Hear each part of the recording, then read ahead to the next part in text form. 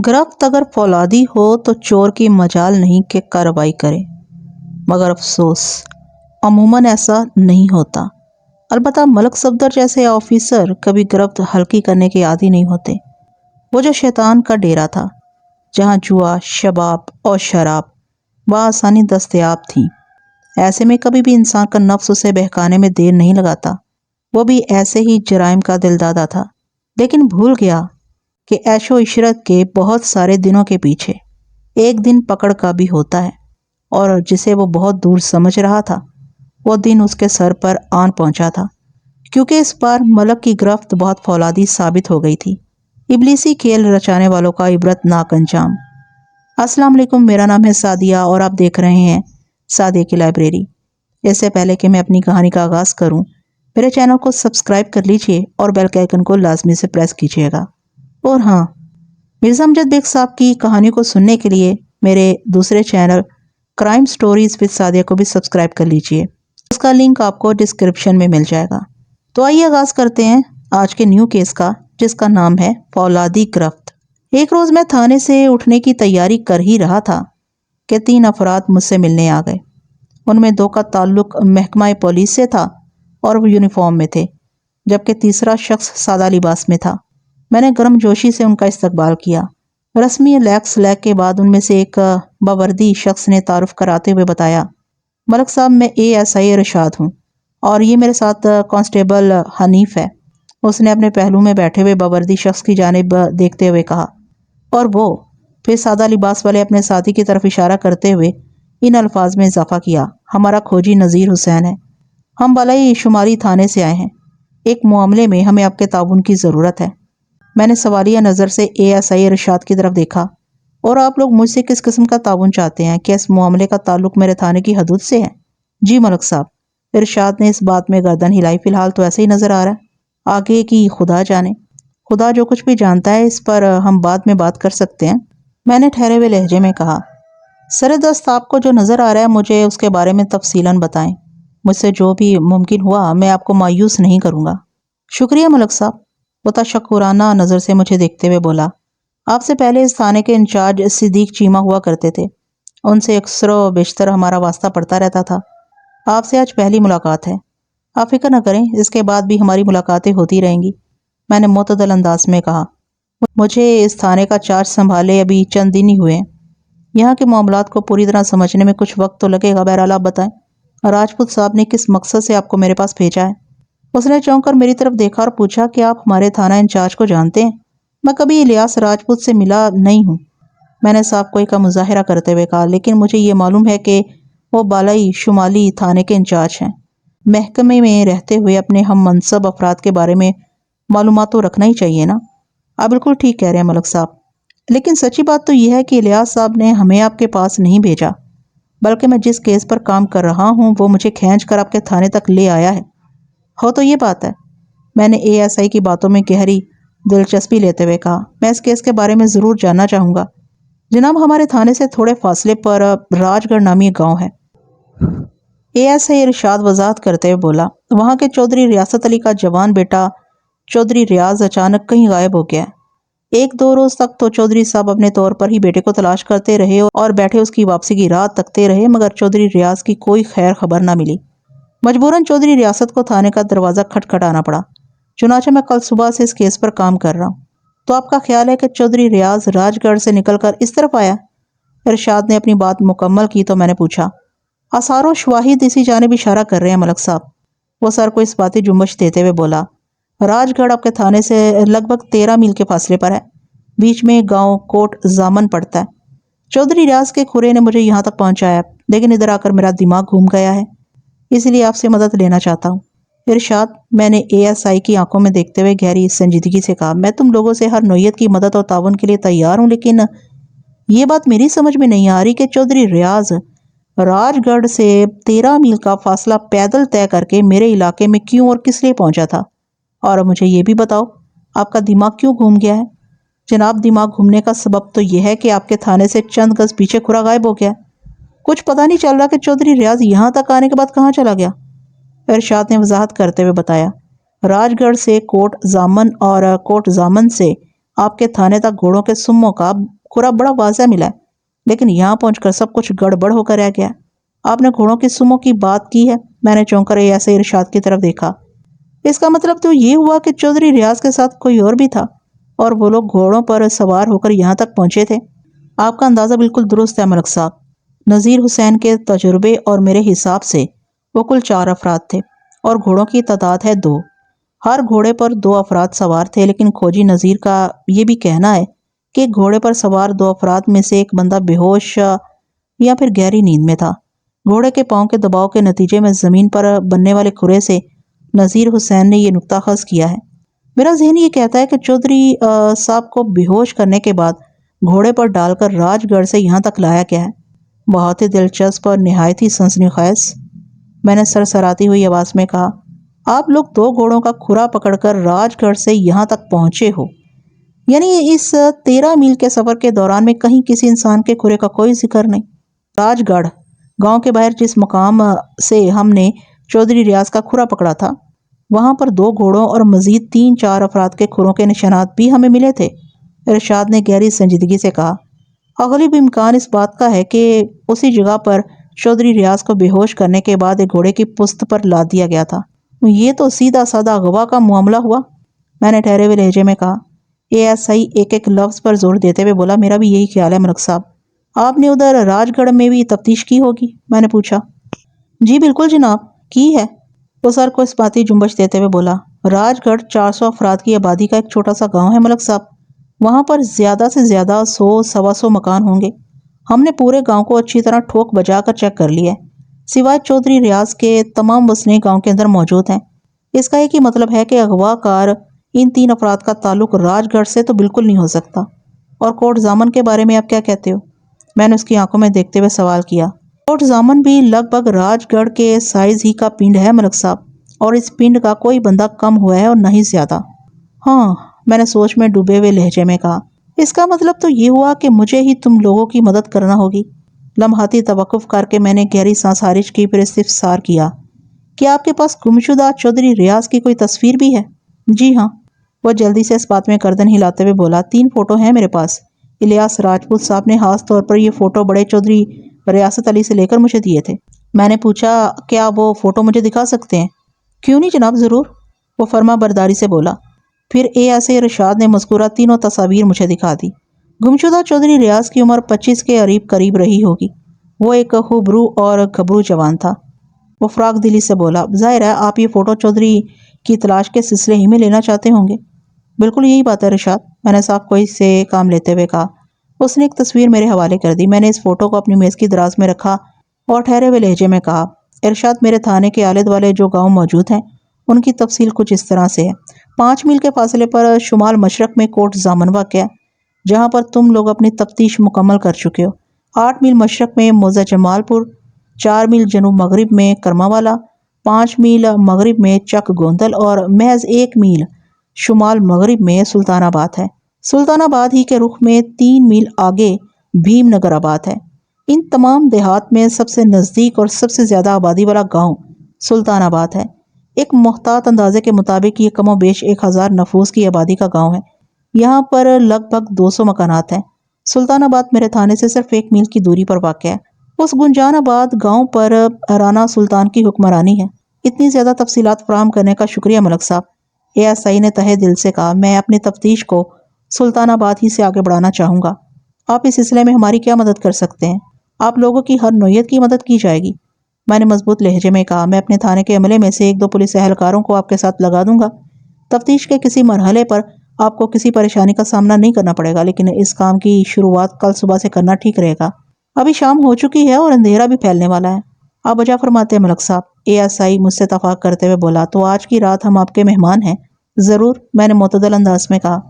میں آپ لوگوں کے لیے منجی بستر اور کھانے پینے کا بندوبست کروا دیتا ہوں۔ میرے تھانے پر قیام کے دوران میں آپ کو کوئی تکلیف یا پریشانی نہیں ہوگی، باقی کی باتیں کل صبح کریں گے۔ ASI کانسٹیبل اور کھوجی نے میرا شکریہ ادا کیا۔ اس گفتگو کے دوران میں میری زیادہ تر بات ASI ارشاد ہی سے ہوئی تھی۔ کانسٹیبل حنیف اور کھوجی نذیر حسین بالکل خاموش بیٹھے رہے تھے، تاہم میں نے آخر میں نذیر حسین سے کھرے کے حوالے سے چند تکنیکی سوالات کیے تھے اور اس کے جوابات نے مجھے مطمئن کر دیا تھا۔ ایک باہوش و حواس شخص اور ایک بے ہوش یا مردہ شخص کسی گھوڑے کی پیٹھ پر سواری کریں تو گھوڑے کے قدموں کے نشانات میں فرق آ جاتا ہے اور اس باریک تفاوت کو کوئی ماہر کھوجی ہی پکڑ سکتا ہے۔ نذیر حسین بلا شبہ ایک تجربہ کار کھوجی تھا۔ وہ ماہ فروری کے ایام تھے۔ موسم سرما کی شدت تو ٹوٹ چکی تھی، تاہم رات میں اب بھی اچھی خاصی خنکی ہو جاتی تھی۔ البتہ دن بڑا خوشگوار گزرتا تھا۔ میری ہمیشہ سے یہ عادت رہی ہے کہ میں رات کا کھانا مغرب کی نماز کے فوراً بعد کھا لیا کرتا ہوں اور عشاء کی نماز کی ادائیگی کے بعد سیدھا بستر پر۔ ان دنوں میری رہائش تھانے کے قبی حصے میں بنے ہوئے سرکاری کوارٹر میں تھی۔ اس روز یعنی 10 فروری کی رات میں اپنے بستر پر لیٹا چودھری ریاض کی پراسرار گمشدگی کے بارے میں سوچ رہا تھا۔ یہ ایسے ہی ارشاد کی زبانی جو حالات میرے علم میں آئے ان کے مطابق چودھری ریاض 5 فروری کی شام سے لاپتہ تھا۔ اس کے بعد چودھری ریاست نے 8 فروری کی صبح متعلقہ تھانے میں اپنے بیٹے کی گمشدگی کی رپورٹ درج کرائی تھی اور آج 10 فروری کا دن بھی خیر سے اختتام پذیر ہو چکا تھا۔ چودھری ریاض کے غیاب کے ذیل میں جو اہم باتیں سامنے آئیں ان میں ایک تو یہ نکتہ تھا کہ وہ اپنی مرضی سے کہیں نہیں گیا تھا، بلکہ اسے بے ہوش کرنے کے بعد اغوا کیا گیا تھا، اور وہ بھی کسی گھوڑے کی پشت پر لاد کر۔ ظاہر ہے یہ کام کسی دوست یا خیر ہوا کا تو نہیں ہو سکتا تھا۔ جہاں تک چودھری ریاض کی تلاش اور بازیابی کا معاملہ تھا تو یہ کیس تکنیکی اور قانونی اعتبار سے بالائی شمالی تھانے کا تھا، اور وہی لوگ اس سلسلے میں تفتیش بھی کر رہے تھے۔ ASI ارشاد اس کے دیگر 2 رفقا اسی مقصد کے حصول کی خاطر یہاں پہنچے تھے۔ میرا تھانہ اس زاویے سے اس کیس میں شامل ہو گیا تھا کہ چودھری ریاض کو اغوا کر کے راج گڑھ سے یہاں لانے والے گھڑ سواروں کا کھرا میرے تھانے سے تھوڑے فاصلے تک پایا گیا تھا۔ چودھری ریاض کو بے ہوشی کی حالت میں میرے علاقے میں لایا گیا تھا یا نہیں، اس کا فیصلہ تو تحقیق اور چھان بین کے بعد ہی ہونا تھا۔ سر دست تو مجھے راج گڑھ سے آئی ہوئی سہ رکنی پولیس پارٹی کے لیے نہ صرف یہ کہ ایک سہولت کار کا کردار ادا کرنا تھا بلکہ مکمل طور پر ان سے تعاون بھی کرنا تھا۔ میں بستر پر لیٹا اسی ادھیڑ بن میں مصروف تھا کہ دروازے پر ہونے والی دستک نے مجھے چونکا دیا۔ اس وقت کوئی میرے کوارٹر کا بیرونی دروازہ نہیں کھٹکھٹاتا تھا۔ میں تھانے سے اٹھتے وقت تمام ضروری امور نپٹا لیا کرتا تھا اور تھانے کے عملے کو اگلی صبح تک میری کوئی ضرورت نہیں ہوا کرتی تھی۔ اللہ یہ کہ کوئی ہنگامی صورتحال پیش نہ آ جائے۔ میں نے اس خیال سے بستر چھوڑ دیا کہ آج کی رات تھانے میں 3 مہمان بھی ٹھہرے ہوئے تھے۔ عین ممکن تھا کہ انہی کے سلسلے میں مجھ سے رابطہ کرنا ناگزیر ہو گیا ہو۔ میں خانے سے نکل کر برآمدے میں پہنچا، پھر کوارٹر کے سین کو عبور کر کے بیرونی دروازے تک آیا اور دروازہ کھولنے سے پہلے تیز آواز میں استفسار کیا۔ ہاں بھائی، کون ہے؟ میں ہوں ملک صاحب، باہر موجود شخص نے جواب دیا۔ راشد جناب۔ راشد میرے تھانے میں ایک کانسٹیبل تھا اور اس کی رہائش ادھر سلطان آباد میں تھی۔ وہ روزانہ رات کو اپنے گھر چلا جایا کرتا تھا۔ تھانے آنے جانے کے لیے اس نے ایک سائیکل رکھی ہوئی تھی۔ اس وقت راشد کو اپنے کوارٹر کے سامنے پا کر مجھے حیرت ہوئی اور میں نے پوچھا، راشد خیریت تو ہے؟ تم ابھی تک اپنے گھر نہیں گئے؟ بس جی، ویسے تو سب خیریت ہی ہے، اس نے کہا۔ میں گھر جانے ہی والا تھا، ایک ضروری بات یاد آ گئی، اس لیے آپ کے پاس چلا آیا ہوں۔ میں نے دروازہ کھولتے ہوئے کہا، ایسی کون سی ضروری بات تمہیں یاد آ گئی ہے؟ آپ کو ڈسٹرب کرنے کی معافی چاہتا ہوں ملک صاحب، وہ معذرت خواہانہ انداز میں بولا اور کوارٹر کے اندر نگاہ دوڑائی۔ اندر آ جاؤ، میں نے اس کے لیے راستہ چھوڑتے ہوئے کہا۔ 1 منٹ کے بعد ہم دونوں کوارٹر کے برآمدے میں کرسیوں پر روبرو بیٹھے ہوئے تھے۔ راشد کے بارے میں مجھے پتا چلا تھا کہ وہ کافی عرصے سے اس تھانے میں کام کر رہا تھا۔ صدیق چیمہ کی تھانے داری کا پورا دور اس نے اپنی آنکھوں سے دیکھا تھا۔ سلطان آباد کا وسنیک ہونے کی وجہ سے وہ اس گاؤں سے بھی گہری واقفیت رکھتا تھا۔ اس وقت اس کے چہرے پر خاصی گمبھیرتا دکھائی دیتی تھی۔ آپ بتاؤ، کیا مسئلہ تمہارے ساتھ؟ میں نے اس کی آنکھوں میں دیکھتے ہوئے کہا۔ جس نے تمہیں میرے کوارٹر پر آنے پر مجبور کر دیا؟ میرے ساتھ تو کوئی مسئلہ نہیں ہے ملک صاحب، وہ وضاحت کرتے ہوئے بولا۔ میں ان تینوں کے بارے میں آپ سے بات کرنے آیا ہوں جو آج کی رات ہمارے تھانے کے مہمان ہیں، بلکہ دراصل میں چودھری ریاض کے حوالے سے آپ کو کچھ بتانا چاہتا ہوں، لیکن ادھر تھانے میں یہ بات کرنا مجھے مناسب نہیں لگا، اس لیے اپنے گھر جانے سے پہلے آپ کے کوارٹر چلایا۔ تم نے بالکل ٹھیک کیا راشد، میں نے کہا۔ اب جلدی سے بتا دو، تم چودھری ریاض کے بارے میں مجھے کس قسم کی معلومات فراہم کرنا چاہتے ہو؟ راشد کے منہ سے گمشدہ چودھری ریاض کا نام سن کر میں چونک اٹھا تھا اور میرے رگوں پہ میں ایک سنسنی سی دوڑنے لگی تھی، لیکن میں نے اپنی اندرونی کیفیت کو چہرے سے ظاہر نہیں ہونے دیا تھا۔ میرے سوال کے جواب میں راشد نے انکشاف انگیز لہجے میں بتایا، ملک صاحب، وہ تینوں بندے جس چودھری ریاض کی تلاش میں ادھر آئے ہیں، میں نے 2-3 روز پہلے اسے دیکھا ہے۔ کہاں دیکھا ہے؟ میں نے اضطراری لہجے میں پوچھا۔ سلطان آباد کے اندر کسی جگہ، اس نے بتایا۔ میں پوچھے بنا نہ رہ سکا، کس جگہ؟ یہ مجھے یاد نہیں آ رہا، وہ بے بسی سے گردن ہلاتے ہوئے بولا۔ شاید رانا صاحب کی حویلی کے نزدیک یا کھیتوں میں، اور یا پھر رانا صاحب کے ڈیرے کے آس پاس کہیں۔ تم اپنے ذہن پر زور دو اور یاد کرنے کی کوشش کرو۔ پچھلے 2-3 گھنٹے سے میں یہی کوشش کر رہا ہوں ملک صاحب، اس نے بے چارگی سے میری طرف دیکھا، لیکن کچھ بھی ذہن میں نہیں آ رہا۔ لیکن تمہیں یقین ہے کہ تم نے چودھری ریاض کو اسی علاقے میں کہیں دیکھا ہے؟ میں نے اس کے چہرے پر نگاہ جماتے ہوئے پوچھا۔ جی بالکل، پورے یقین سے بولا۔ اس میں تو کسی شک و شبہے کی گنجائش ہی نہیں۔ کیا تم زندگی میں کبھی چودھری ریاض سے ملے ہو؟ میں نے اس کے چہرے کے تاثرات کا جائزہ لیتے ہوئے پوچھا۔ اس نے نفی میں گردن ہلائی اور بولا، کبھی نہیں جناب۔ پھر تمہیں اس بات کا یقین کیوں ہے کہ تم نے 2-3 دن پہلے چودھری ریاض کو اس علاقے میں دیکھا تھا؟ میں نے کہا، ہم سوال کیا۔ تم تو چودھری ریاض کے صورت آشنا نہیں ہو۔ میں نے ان بندوں کے پاس چودھری ریاض کی تصویریں دیکھی ہیں، کانسٹیبل راشد وضاحت کرتے ہوئے بولا۔ بلائی شمالی تھانے سے آنے والے ASI ارشاد نے ہمارے تھانے کے عملے کو باری باری وہ تصویریں دکھا کر چودھری ریاض کے بارے میں مختلف سوالات کیے ہیں۔ جب وہ تصویریں میری نگاہ سے گزری تو 2-3 روز پہلے دیکھا ہوا وہ گبرو جوان میرے ذہن میں تازہ ہو گیا۔ بس یہ ہے پوری کہانی۔ راشد کی بیان کردہ یہ پوری کہانی خاصی سنسنی خیز تھی۔ میں نے ٹٹولنے والی نظر سے اسے دیکھا اور پوچھا، کیا تم نے ASI ارشاد کو بتا دیا ہے کہ تم نے چودھری ریاض کو سلطان آباد میں کہیں دیکھا ہے؟ ہرگز نہیں ملک صاحب، وہ ایک لفظ پر زور دیتے ہوئے بولا۔ میں نے ان لوگوں کے سامنے اپنی لا علمی کا اظہار کیا اور سیدھا آپ کے پاس چلا آیا ہوں تاکہ آپ کو بتا سکوں کہ اس وقت ادھر تھانے میں کیا چل رہا ہے۔ یہ تم نے بہت اچھا کیا راشد۔ میں نے تعریفی نظر سے اس کی طرف دیکھا اور کہا، میں کل تمہیں اور کانسٹیبل بہادر کو ASI ارشاد اور اس کے ساتھیوں کے ہمراہ سلطان آباد کی طرف روانہ کر دوں گا۔ تم اسی گاؤں کے رہنے والے ہو، لہٰذا تم ان لوگوں کے لیے کافی مفید ثابت ہو سکتے ہو۔ اپنی آنکھیں اور کان کھلے رکھنا اور جس حد تک بھی ممکن ہو ASI ارشاد سے تعاون کرنا، اور اگر کوئی خاص چیز نظر آئے تو سب سے پہلے مجھے خبر دینا۔ سمجھ گیا ملک صاحب، وہ بڑے اعتماد سے بولا۔ میں نے تاکیدی لہجے میں کہا، اور کسی سے یہ ذکر کرنے کی ضرورت نہیں کہ تم مجھ سے ملنے کوارٹر پر آئے تھے۔ سوال ہی پیدا نہیں ہوتا ملک صاحب۔ اگر مجھے اس بات کا چرچا کرنا ہوتا تو یوں چھپ کر پورے اسرار انداز میں آپ کے پاس نہ آتا، ادھر تھانے ہی میں آپ سے بات کر لیتا۔ شاباش، تم ایک ذہین اور سمجھدار انسان ہو، میں نے توصیفی انداز میں کہا۔ مجھے یقین ہے تم بہت ترقی کرو گے ملک صاحب، وہ امید بھری نظر سے مجھے دیکھتے ہوئے بولا۔ میں نے سنا ہے ترقی کرنے کے لیے سینئر افسران کا آشیرواد بھی ضروری ہوتا ہے۔ کسی حد تک یہ بات درست ہے راشد، میں نے راست گوئی سے کام لیتے ہوئے کہا، لیکن اصل چیز ہے محنت۔ انسان کی کارکردگی ہی اسے نیچے سے اوپر لے کر جاتی ہے۔ خلوص نیت اور جانفشانی سے جو لوگ اپنے کام میں جتے رہتے ہیں، ترقی اور کامیابی ان کے قدم چوم لیتی ہے۔ وہ عجیب سے لہجے میں بولا، یہ سب تو میں کر رہا ہوں ملک صاحب۔ اس کی بات سے جھلکتی معنی خیزی کو میں نے بڑی وضاحت کے ساتھ محسوس کر لیا۔ میں نے اس کی آنکھوں میں دیکھتے ہوئے گہری سنجیدگی سے پوچھا، راشد، مجھے پتا چلا ہے کہ تم خاصے عرصے سے اس تھانے میں ہو اور بڑے ٹھیک ٹھاک انداز میں اپنے فرائض اب بھی انجام دے رہے ہو۔ کیا کبھی چیمہ صاحب نے تمہاری سرپرستی کرنے کی کوشش نہیں کی؟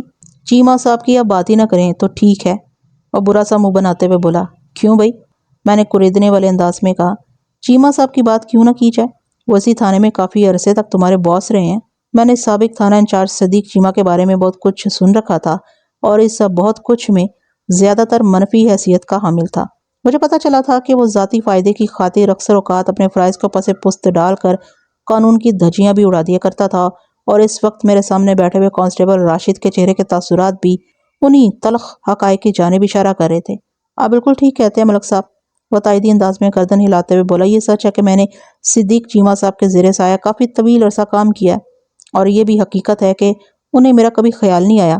شاید کھرے اور سچے لوگوں کو برداشت کرنا ہر کسی کے بس کی بات نہیں، ایسے افراد عموماً ناپسند کیے جاتے ہیں۔ چیمہ صاحب واقعی میرے باس رہ چکے ہیں، مجھے زیب نہیں دیتا کہ میں ان کی شان میں کسی قسم کی گستاخی کروں۔ ہر انسان اپنے اعمال کے لیے جواب دہ ہے۔ یہ تمہارا ظرف ہے کہ تم ایک بدعنوان اور راشی پولیس آفیسر کے خلاف زبان کھولنے سے احتراز برت رہے ہو۔ میں نے توصیفی نظر سے اس کی طرف دیکھا اور کہا، میں صدیق چیمہ کے کرتوتوں کے بارے میں بہت کچھ جانتا ہوں۔ میں نے سنا ہے تمہارے رانا صاحب سے صدیق چیمہ کی بڑی گہری دوستی تھی۔ یہ بالکل سچ ہے، ہمارے رانا صاحب بھی کسی طرح چیمہ صاحب سے کم نہیں ہیں۔ ان دونوں کے بیچ ایسی طوفانی دوستی تھی کہ چیمہ صاحب اکثر موج مستی کے لیے رانا صاحب کے ڈیرے پر جایا کرتے تھے۔ رانا سلطان کے ڈیرے پر ایسا کون سا میلہ لگا کرتا ہے جس میں موج مستی کے لوازمات موجود ہوں؟ میں نے تیکھے لہجے میں پوچھا۔ تم تو اسی گاؤں کے رہنے والے ہو، مجھے یقین ہے تم سے کچھ بھی چھپا نہیں ہوگا، ہے نا؟ آپ کو اس تھانے کا چارج سنبھالے ابھی زیادہ دن نہیں ہوئے، اور میں محسوس کر رہا ہوں کہ آپ بڑے وکری ٹائپ کے تھانے دار ہیں۔ وہ ٹھہرے ہوئے لہجے میں بولا، مجھے آپ ہی کی طرح کے کڑک اور ایماندار لوگ پسند ہیں۔ مجھے یقین ہے کہ آپ اس تھانے بلکہ اس پورے علاقے کے مزاج اور معاملات کو بدل کر رکھ دیں گے۔ چنانچہ میں آپ سے کسی قسم کی غلط بیانی کا تصور بھی نہیں کر سکتا۔ میں آپ کو بتاتا ہوں کہ ہمارے گاؤں کے والی وارث رانا سلطان کوئی اچھے انسان نہیں ہے۔ وہ اکثر و بیشتر اپنے دوستوں کو ڈیرے پر مدعو کرتے رہتے ہیں، جہاں پر بڑی رنگین اور سنگین محفلیں سجتی ہیں۔ ان محفلوں میں شراب، جوا اور عورتوں سے عیاشی لازمی چیزیں ہیں۔ رانا سلطان کو جوا کھیلنے اور کھلانے کا پرانا شوق ہے۔ وہ ڈیرے پر ہونے والے جوئے کے روح رواں ہیں۔ یوں سمجھ لیں کہ یہ جوا انہی کی نگرانی میں ہوتا ہے، اور میں نے دیکھا اور سنا ہے کہ ڈیرے پر لگنے والی جوئے کی بازیوں میں جیت اکثر رانا سلطان ہی کی ہوتی ہے۔ مجھے یہ بھی پتہ چلا ہے کہ جوئے کے شوقین افراد میں ایک دو رانا سلطان کے خاص بندے ہیں، جو آس پاس کے گاؤں دیہات سے مالدار پارٹیوں کو گھیر گھار کر رانا سلطان کے ڈیرے تک لاتے ہیں، اور بظاہر ایک غیر جانبدار جواری کا کردار ادا کرتے ہوئے وہ لوگ رانا سلطان کی جیت کی راہ ہموار کرتے ہیں۔ نتیجے کے طور پر وہاں آ کر جوا کھیلنے والے لوگ کنگال ہوتے رہتے ہیں اور ان کی جیبوں کی دولت رانا سلطان سمیٹتے رہتے ہیں۔ ہارنے والے رقم گنوانے کے باوجود بھی یہ سوچ کر خوش ہوتے رہتے ہیں کہ ایک محفوظ جگہ پر انہیں عیاشی کے تمام لوازمات میسر آ جاتے ہیں، کیونکہ میزبانی کے فرائض انجام دیتے ہوئے رانا سلطان وہاں آنے والوں کو کھانے پینے، شراب اور عورت کی تمام تر سہولیات اپنے پاس سے فراہم کرتے ہیں، اور وہ بھی بالکل مفت۔ یہ الگ بات ہے کہ وہ چالاکی اور دھوکہ دہی کے ہتھ کنڈوں کو اپنا کر یہ تمام اخراجات اپنے مہمانوں کی جیبوں سے نکالتے ہیں۔ یہ ہے جناب ساری کہانی۔ تمہاری سنائی ہوئی کہانی بڑی دلچسپ اور فکر انگیز ہے۔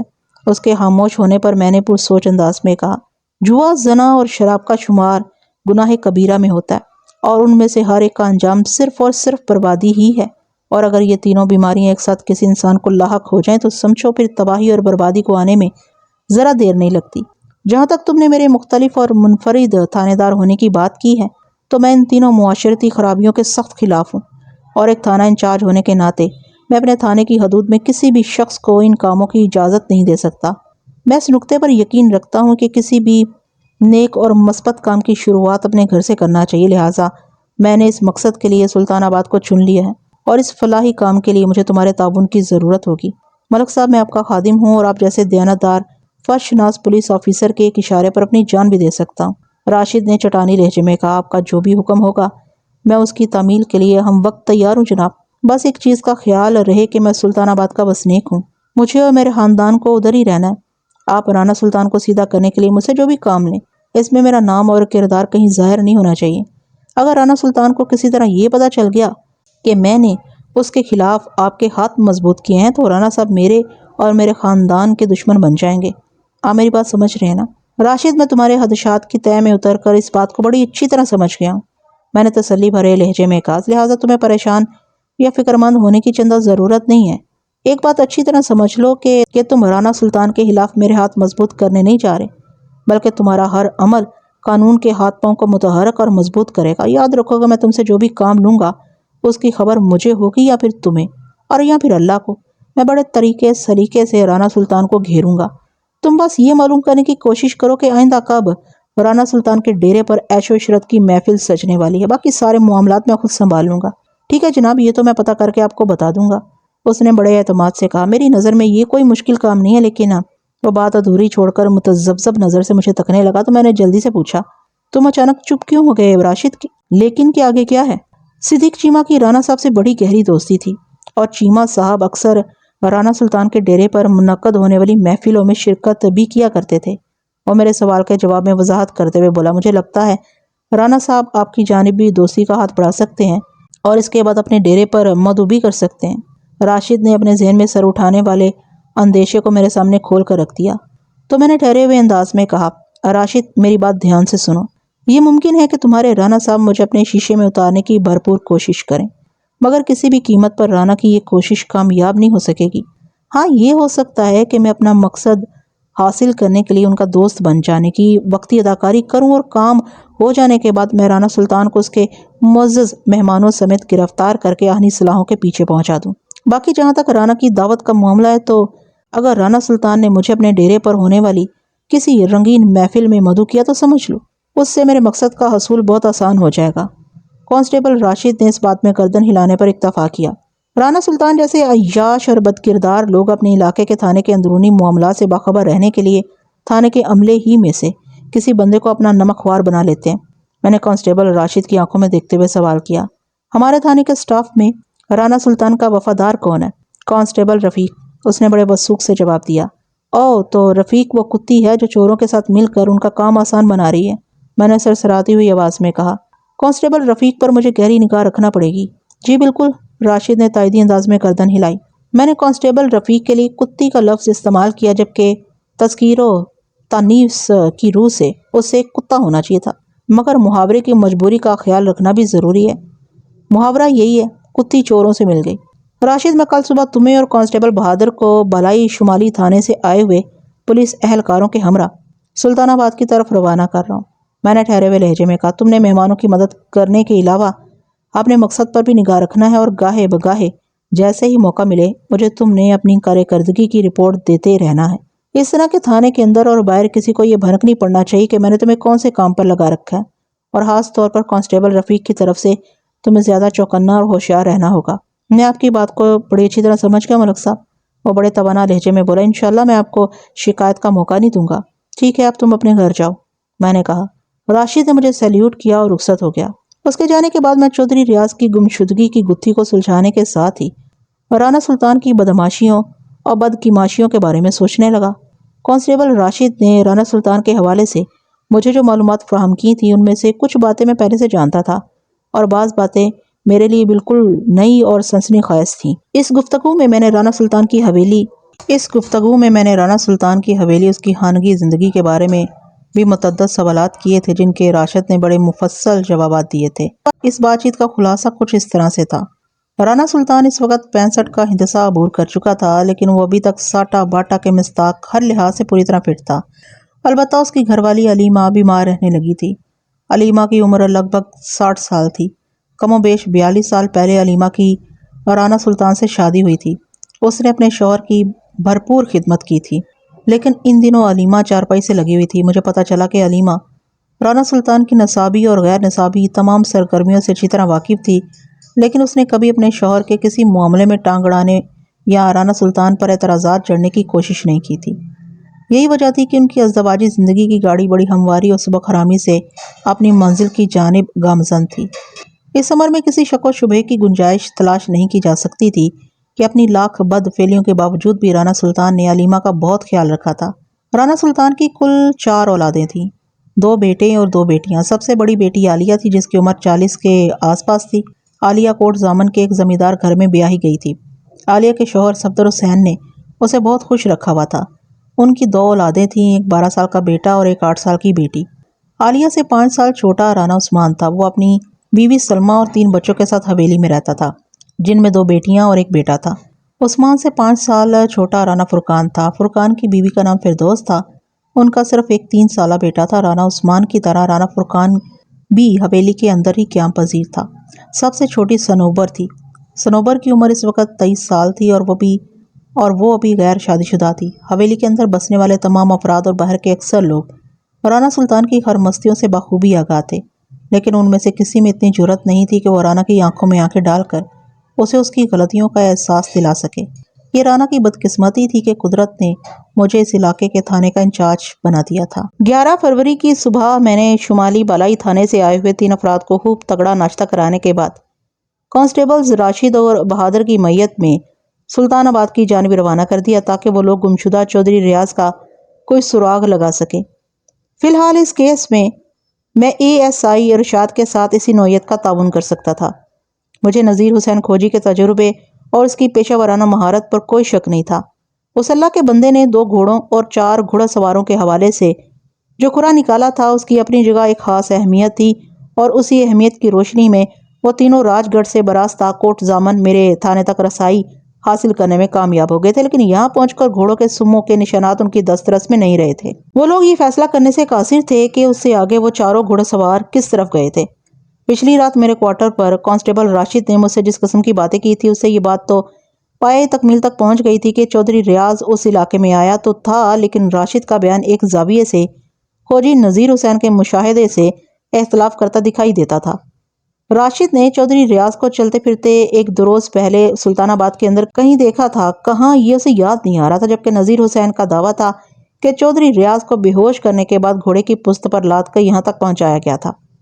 کھوجی نذیر حسین کے اس دعوے میں بھی ایک باریک نکتہ پوشیدہ تھا، اور وہ یہ کہ اس کی پیشہ ورانہ مہارت کہتی تھی کہ ان 2 گھوڑوں پر سوار 4 افراد میں سے گھوڑے کے دونوں گھوڑ سوار بقائمی ہوش و ہواس سفر کرتے ہوئے راج گڑھ سے یہاں پہنچے تھے، جبکہ دوسرے گھوڑے کہ 2 گھوڑ سواروں میں سے ایک گہری نیند میں تھا یا پھر وہ بے ہوشی کی حالت میں گھوڑے کی پشت پر لدا ہوا تھا۔ نذیر حسین کے اس تکنیکی بیان سے کہیں یہ ثابت نہیں ہوتا تھا کہ وہ بے ہوش شخص لازماً گمشدہ چودھری ریاض ہی ہوگا۔ میں نے اب تک اس کیس پر جتنا غور کیا تھا، اس سے میری سمجھ میں تو یہی آیا تھا کہ اگر چودھری ریاض ان 4 گھوڑ سواروں میں شامل تھا تو وہ ہرگز بے ہوش نہیں تھا۔ بے ہوش شخص کوئی اور بھی ہو سکتا تھا، جیسا کہ کانسٹیبل راشد نے مجھے رانا سلطان کے ڈیرے پر منعقد ہونے والی جوئے اور شراب کی محفلوں کے بارے میں بتایا تھا، تو عین ممکن تھا چودھری ریاض بھی اسی مقصد کی خاطر وہاں پہنچا ہو۔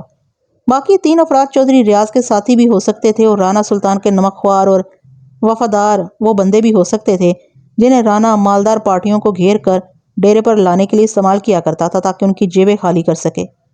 الغرض اگر چودھری ریاض واقعتاً اس علاقے میں آیا تھا تو اس کی گمشدگی کا معمہ حل کرنے کے لیے رانا سلطان کی زبان کھلوانا بہت ضروری تھا۔ مجھے کانسٹیبل راشد کی واپسی کا انتظار تھا۔ اس کی رپورٹ کے بعد ہی چودھری ریاض کی تلاش اور بازیابی کے لیے کوئی جامع لائے عمل تیار کیا جا سکتا تھا۔ میں نے کانسٹیبل رفیق پر کچھ کام کرنے کے خیال سے اسے اپنے کمرے میں بلا لیا۔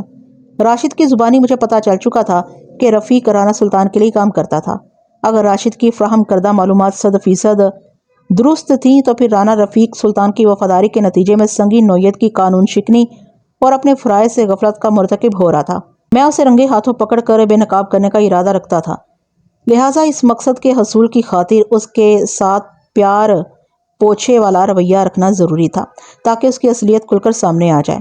کانسٹیبل رفیق مضبوط ہاتھ پاؤں کا مالک ایک دراز قامت پولیس اہلکار تھا۔ اس کی عمر کا تخمینہ میں نے 30 کے قریب لگایا۔ اس نے میرے کمرے میں آ کر مجھے سیلیوٹ کیا، پھر متذبذب لہجے میں دریافت کیا، اب ملک صاحب آپ نے مجھے طلب کیا اور میں حاضر ہو گیا، سب خیریت تو ہے نا؟ رفیق کی آنکھوں میں ایک خاص قسم کی تیزی، تراری اور عیاری پائی جاتی تھی۔ میں نے ٹھہرے ہوئے لہجے میں کہا ابھی تک تو خیریت ہی ہے اور دعا کرو آئندہ بھی ہمارے تھانے میں خیریت ہی کا دورہ رہے۔ پھر نرمی بھرے لہجے میں کہا رفیق بیٹھ جاؤ۔ وہ الجھی ہوئی نظر سے مجھے دیکھتے ہوئے میز کی دوسری جانب پڑی ہوئی ایک چوبی کرسی کھینچ کر بیٹھ گیا۔ پھر عجیب سے لہجے میں بولا ملک صاحب میں تو ڈر ہی گیا تھا۔ کیوں؟ میں نے سوالیہ نظر سے اسے گھورا۔ کس بات کا ڈر؟ وہ جناب آپ نے صبح ہی مجھے اپنے پاس جو بلا لیا ہے۔ وہ خوف زدگی کی اداکاری کرتے ہوئے محتاط انداز میں بولا۔ میں نے سمجھا شاید مجھ سے کوئی غلطی شلطی ہو گئی ہے۔ اصل میں ادھر ادھر سے میں نے سنا ہے کہ آپ بڑے سخت تھانے دار ہیں، بس میں اسی لیے گھبرا گیا تھا۔ رفیق اپنی سی کوشش کر کے سہمے ہوئے ہونے کی ایکٹنگ کر رہا تھا، لیکن میں نے پہلی ہی نظر میں اس کے چھل فریب کو پکڑ لیا تھا۔ میں نے اس کی آنکھوں میں جھانکتے ہوئے ٹھوس لہجے میں کہا رفیق تم نے میرے بارے میں بالکل ٹھیک سنا ہے۔ میں دوسرے تھانے داروں سے بہت مختلف ہوں، لیکن میری تمام کڑک بازی اور سخت گیری صرف ان افراد کے لیے ہے جو دیدہ دانستہ قانون شکنی کے مرتکب ہوتے ہیں یا کسی بھی انداز میں قانون کا مذاق اڑانے کی کوشش کرتے ہیں۔ تمہیں تو میں نے ایک ضروری کام سے اپنے پاس بلایا، مجھے تمہاری مدد کی ضرورت ہے۔ اچھا جی، وہ ایک اطمینان بھری سانس خارج کرتے ہوئے بولا آپ حکم کریں ملک صاحب، میں فوراً آپ کا حکم بجا لاؤں گا۔ میں تمہارے ذمہ جو کام لگانا چاہتا ہوں اس میں جلد بازی ہرگز نہیں کرنا رفیق۔ میں نے بدستور اس کی آنکھوں میں دیکھتے ہوئے گہری سنجیدگی سے کہا یہ کام بڑی احتیاط اور سمجھداری کے ساتھ کرنا ہے۔ میں یہ ذمہ داری کسی اور کو بھی سونپ سکتا تھا، لیکن تم مجھے سب سے زیادہ معقول اور کام کے بندے نظر آئے ہو، اور پھر تم تعلیم یافتہ بھی لکھنا پڑھنا جانتے ہو۔ میں نے یہ معلوم کر لیا تھا کہ رفیق نے پرائمری تک تعلیم حاصل کر رکھی تھی۔ میں اتنی سنجیدگی اور نرم روی سے اس کے ساتھ بات کر رہا تھا کہ وہ کبھی بھی یہ اندازہ نہیں لگا سکتا تھا کہ میں اس کے ساتھ کون سا ہاتھ کرنے جا رہا ہوں۔ میری بات کے جواب میں وہ سر کو اس باتیں جنبش دیتے ہوئے بولا جی بالکل میں لکھنا پڑھنا جانتا ہوں۔ ایک بات کا دھیان رکھنا رفیق، میں نے تھوڑا آگے جھک کر رازدارانہ انداز میں کہا ہمارے درمیان جو بھی بات چیت ہوگی اس کا ذکر تم کسی سے نہیں کرو گے، خاص طور پر تھانے میں موجود پولیس اہلکاروں سے تو بالکل نہیں۔ مجھے اس تھانے میں تعینات ہوئے چند دن ہی گزرے ہیں اور میں نے یہ محسوس کیا ہے کہ یہاں تو آب کعبہ ہی بگڑا ہوا ہے۔ آپ فکر نہ کریں ملک صاحب، وہ اپنے سینے پر ہاتھ رکھ کر بڑے عزم سے بولا آپ نے مجھ پر بھروسہ کیا ہے تو میں آپ کے بھروسے کو ٹوٹنے نہیں دوں گا۔ آپ مجھے کام بتائیں، میں آپ کی توقعات پر پورا اترنے کی کوشش کروں گا۔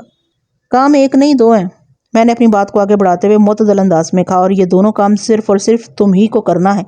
حالانکہ کانسٹیبل راشد کا تعلق موضع سلطان آباد سے ہے، میں یہ دونوں کام اس کے ذمہ بھی لگا سکتا تھا، لیکن میں راشد پر اندھا اعتماد نہیں کر سکتا، میں اسے ان کاموں کا اہل نہیں سمجھتا۔ وہ بے چینی سے پہلو بدلتے ہوئے بولا ملک صاحب آپ کی مہربانی ہے جناب، کیا مجھ پر اعتماد کا اظہار کر رہے ہیں؟ میں ان کاموں کے لیے اپنی جان کو داؤ پر لگا دوں گا اور آپ کی نگاہ میں سرخرو ہو کر دکھاؤں گا۔ میں بڑی ہنر مندی کے ساتھ کانسٹیبل رفیق کی سوچ اور اس کے خیالات کو مخصوص نفسیاتی ہتھ کنڈوں کی مدد سے اپنے ڈھب پر لا رہا تھا۔ میں اسے جو بھی دو کام بتانے کا ارادہ رکھتا تھا ان کا زمینی حقائق اور وقت کی ضرورت سے دور کا بھی واسطہ نہیں تھا، بس میں اسے یہ باور کرانا چاہتا تھا کہ اس تھانے کے عملے میں وہ میرے لیے سب سے زیادہ بھروسے کے قابل شخص تھا۔ کام نمبر 1، میں نے بدستور رازدارانہ انداز میں کہا، مجھے پتا چلا ہے کہ اس تھانے کے جنوب میں تھوڑے فاصلے پر جو نہر بہہ رہی ہے اس کے ذریعے مویشیوں کو ادھر سے ادھر اور ادھر سے ادھر لایا لے جایا جا رہا ہے، اور یہ تمام مویشی چوری کے ہوتے ہیں۔ کوئی ڈنگر چور رات کی تاریکی کا فائدہ اٹھا کر اس تھانے کی ناک کے نیچے یہ گھناؤنا کام جاری رکھے ہوئے ہے۔ تم نے مجھے اس ڈنگر چور کی سرگرمیوں کی مکمل رپورٹ دینا ہے۔ فی الحال اس پر ہاتھ ڈالنے کی ضرورت نہیں، پہلے ہم لوگ اپنا ہوم ورک مکمل کریں گے، اس کے بعد ڈنگر چور کے خلاف قانونی کارروائی کی جائے گی۔ تم میری بات سمجھ رہے ہو نا؟ آپ کی ہدایت کے مطابق عمل کروں گا۔ آپ دوسرا کام بتائیں سرکار۔ دوسرے کام کا تعلق لکھائی پڑھائی اور اعداد و شمار سے ہے۔ اسے تم ایک طرح سے مردم شماری سمجھ لو۔ اگر آپ تھوڑی وضاحت کر دیں تو بڑی مہربانی ہوگی ملک صاحب۔ وہ الجھن زدہ نظر سے مجھے تکتے ہوئے بولا، پہلے میں نے اسے رات میں کسی نامعلوم اور بے نام فرضی ڈنگر چور پر نگاہ رکھنے کا جو کام سونپا تھا وہ طرح کی اختر شماری تھی، اور اب میں اسے مردم شماری کا مشورہ دے رہا تھا۔ یہ صورتحال میں اس کا الجھنا بنتا تھا۔ مجھے بتایا گیا ہے کہ موضع سلطان آباد میں رانا سلطان کی حویلی کے علاوہ کل 200 مکانات ہیں، جن میں زیادہ تر مکانات کچے ہیں، اور اس گاؤں کی آبادی 1000 نفوس پر مشتمل ہے۔ میں کانسٹیبل رفیق سے اتنی سنجیدگی کے ساتھ محو کلام تھا جیسے یہ اس دنیا کا سب سے گھمبیر اور اہم معاملہ ہو۔ میرا اندازہ بھی یہی ہے ملک صاحب۔ وہ اس بات میں گردن ہلاتے ہوئے بولا، مجھے بھی ایسے ہی لگتا ہے، لیکن میں اندازوں اور قیاسات پر تھانے داری نہیں کرتا رفیق۔ میں نے ایک ایک لفظ پر زور دیتے ہوئے کہا، مجھے بالکل درست اعداد و شمار چاہیے۔ تم ایک کاپی میں نوٹ کرو گے کہ موضع سلطان آباد میں رانا صاحب کی حویلی کے علاوہ کل کتنے کچے اور پکے مکانات ہیں، اس گاؤں میں بسنے والے افراد میں کتنے مرد، کتنی عورتیں اور کتنے بچے ہیں۔ اس طرح جب تم بوڑھوں، جوانوں اور بچوں کی تعداد کو آپس میں جمع کرو گے تو سلطان آباد کی کل آبادی نکل آئے گی۔ اسی طرح تم رانا سلطان کی حویلی کے اندر قیام پذیر افراد کو بھی ایک الگ صفحے پر نوٹ کرو گے۔ یہ سب کر لو گے نا؟ آخری جملہ ادا کرنے کے بعد میں نے سوالیہ نظر سے کانسٹیبل رفیق کی طرف دیکھا۔ وہ میری بات سن کر اچھا خاصا الجھ گیا تھا، تاہم وہ ہار ماننے کو تیار نہیں تھا۔ اس نے مضبوط لہجے میں جواب دیا، بے شک ملک صاحب، میں یہ دونوں کام کر لوں گا، مگر اس میں تھوڑا وقت لگے گا، خاص طور پر دوسرے کام میں۔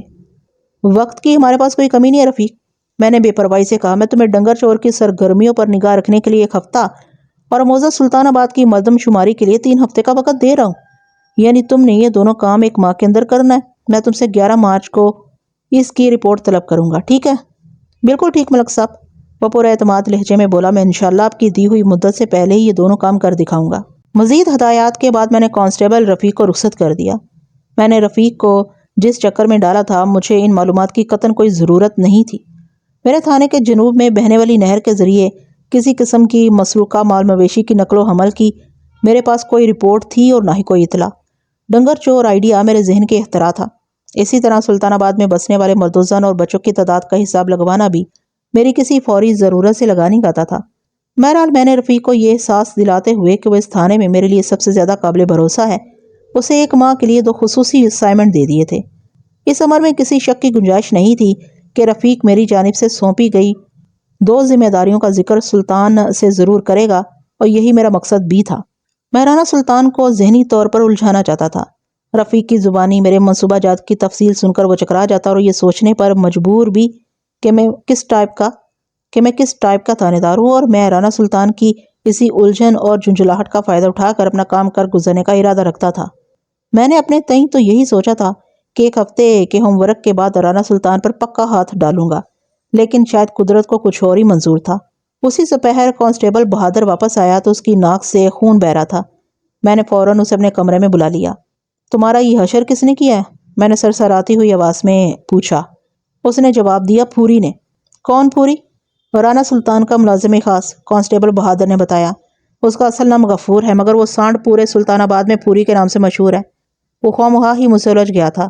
میں نے تو صرف اسے سمجھانے کی کوشش کی تھی۔ کیا تم نے اسے شمع مما سمجھانے کی کوشش کی تھی جب وہ تم سے اس بری طرح الجھا کہ تمہاری ناک سے خون کا فوارہ چھڑا دیا؟ میں نے تیز لہجے میں استفسار کیا۔ شمع مما ذہانت کا ایک کھیل ہوا کرتا تھا۔ دور حاضر کی زبان میں آپ اسے پزل گیم یا کراس ورڈ سمجھ لیں۔ اس پزل کے بعض الفاظ بنانے کے لیے تو دماغ کی چولے ہل جایا کرتی تھی۔ نہیں ملک صاحب، کانسٹیبل نفی میں گردن ہلاتے ہوئے بولا۔ وہ نامراد گاؤں کی ایک عورت کے ساتھ بدتمیزی کر رہا تھا۔ عورت مجھے مشکل میں گرفتار نظر آئی تو میں ان کے نزدیک چلا گیا۔ اس دوران میں پھوری نے نرگس نامی اس عورت کو کلائی سے پکڑ لیا تھا۔ وہاں نصف درجن افراد جمع تھے، مگر کسی میں اتنی جرأت نہیں تھی کہ وہ رانا سلطان کے پالتو پھوری کو اس زور زبردستی سے روکنے کی کوشش کرتا۔ میں نے جاتے ہی پھوری کو حکم دیا کہ وہ نرگس کا ہاتھ چھوڑ دے۔ جواب میں اس نے اچھل کر میری ناک پر ایک دھواں دار ٹکر جڑ دی۔ لمحاتی توقف کر کے اس نے گہری سانس لی، پھر رومال کی مدد سے اپنی خون آلود ناک کی مزاج پرسی کرنے کے بعد اپنی بپتا کو آگے بڑھاتے ہوئے بتانے لگا۔ میرے وہم و گمان میں بھی نہیں تھا کہ وہ یوں اچانک مجھ پر پل پڑے گا۔ ناک پر اس کی ٹکر کھاتے ہی میری آنکھوں کے سامنے اندھیرا چھا گیا تھا۔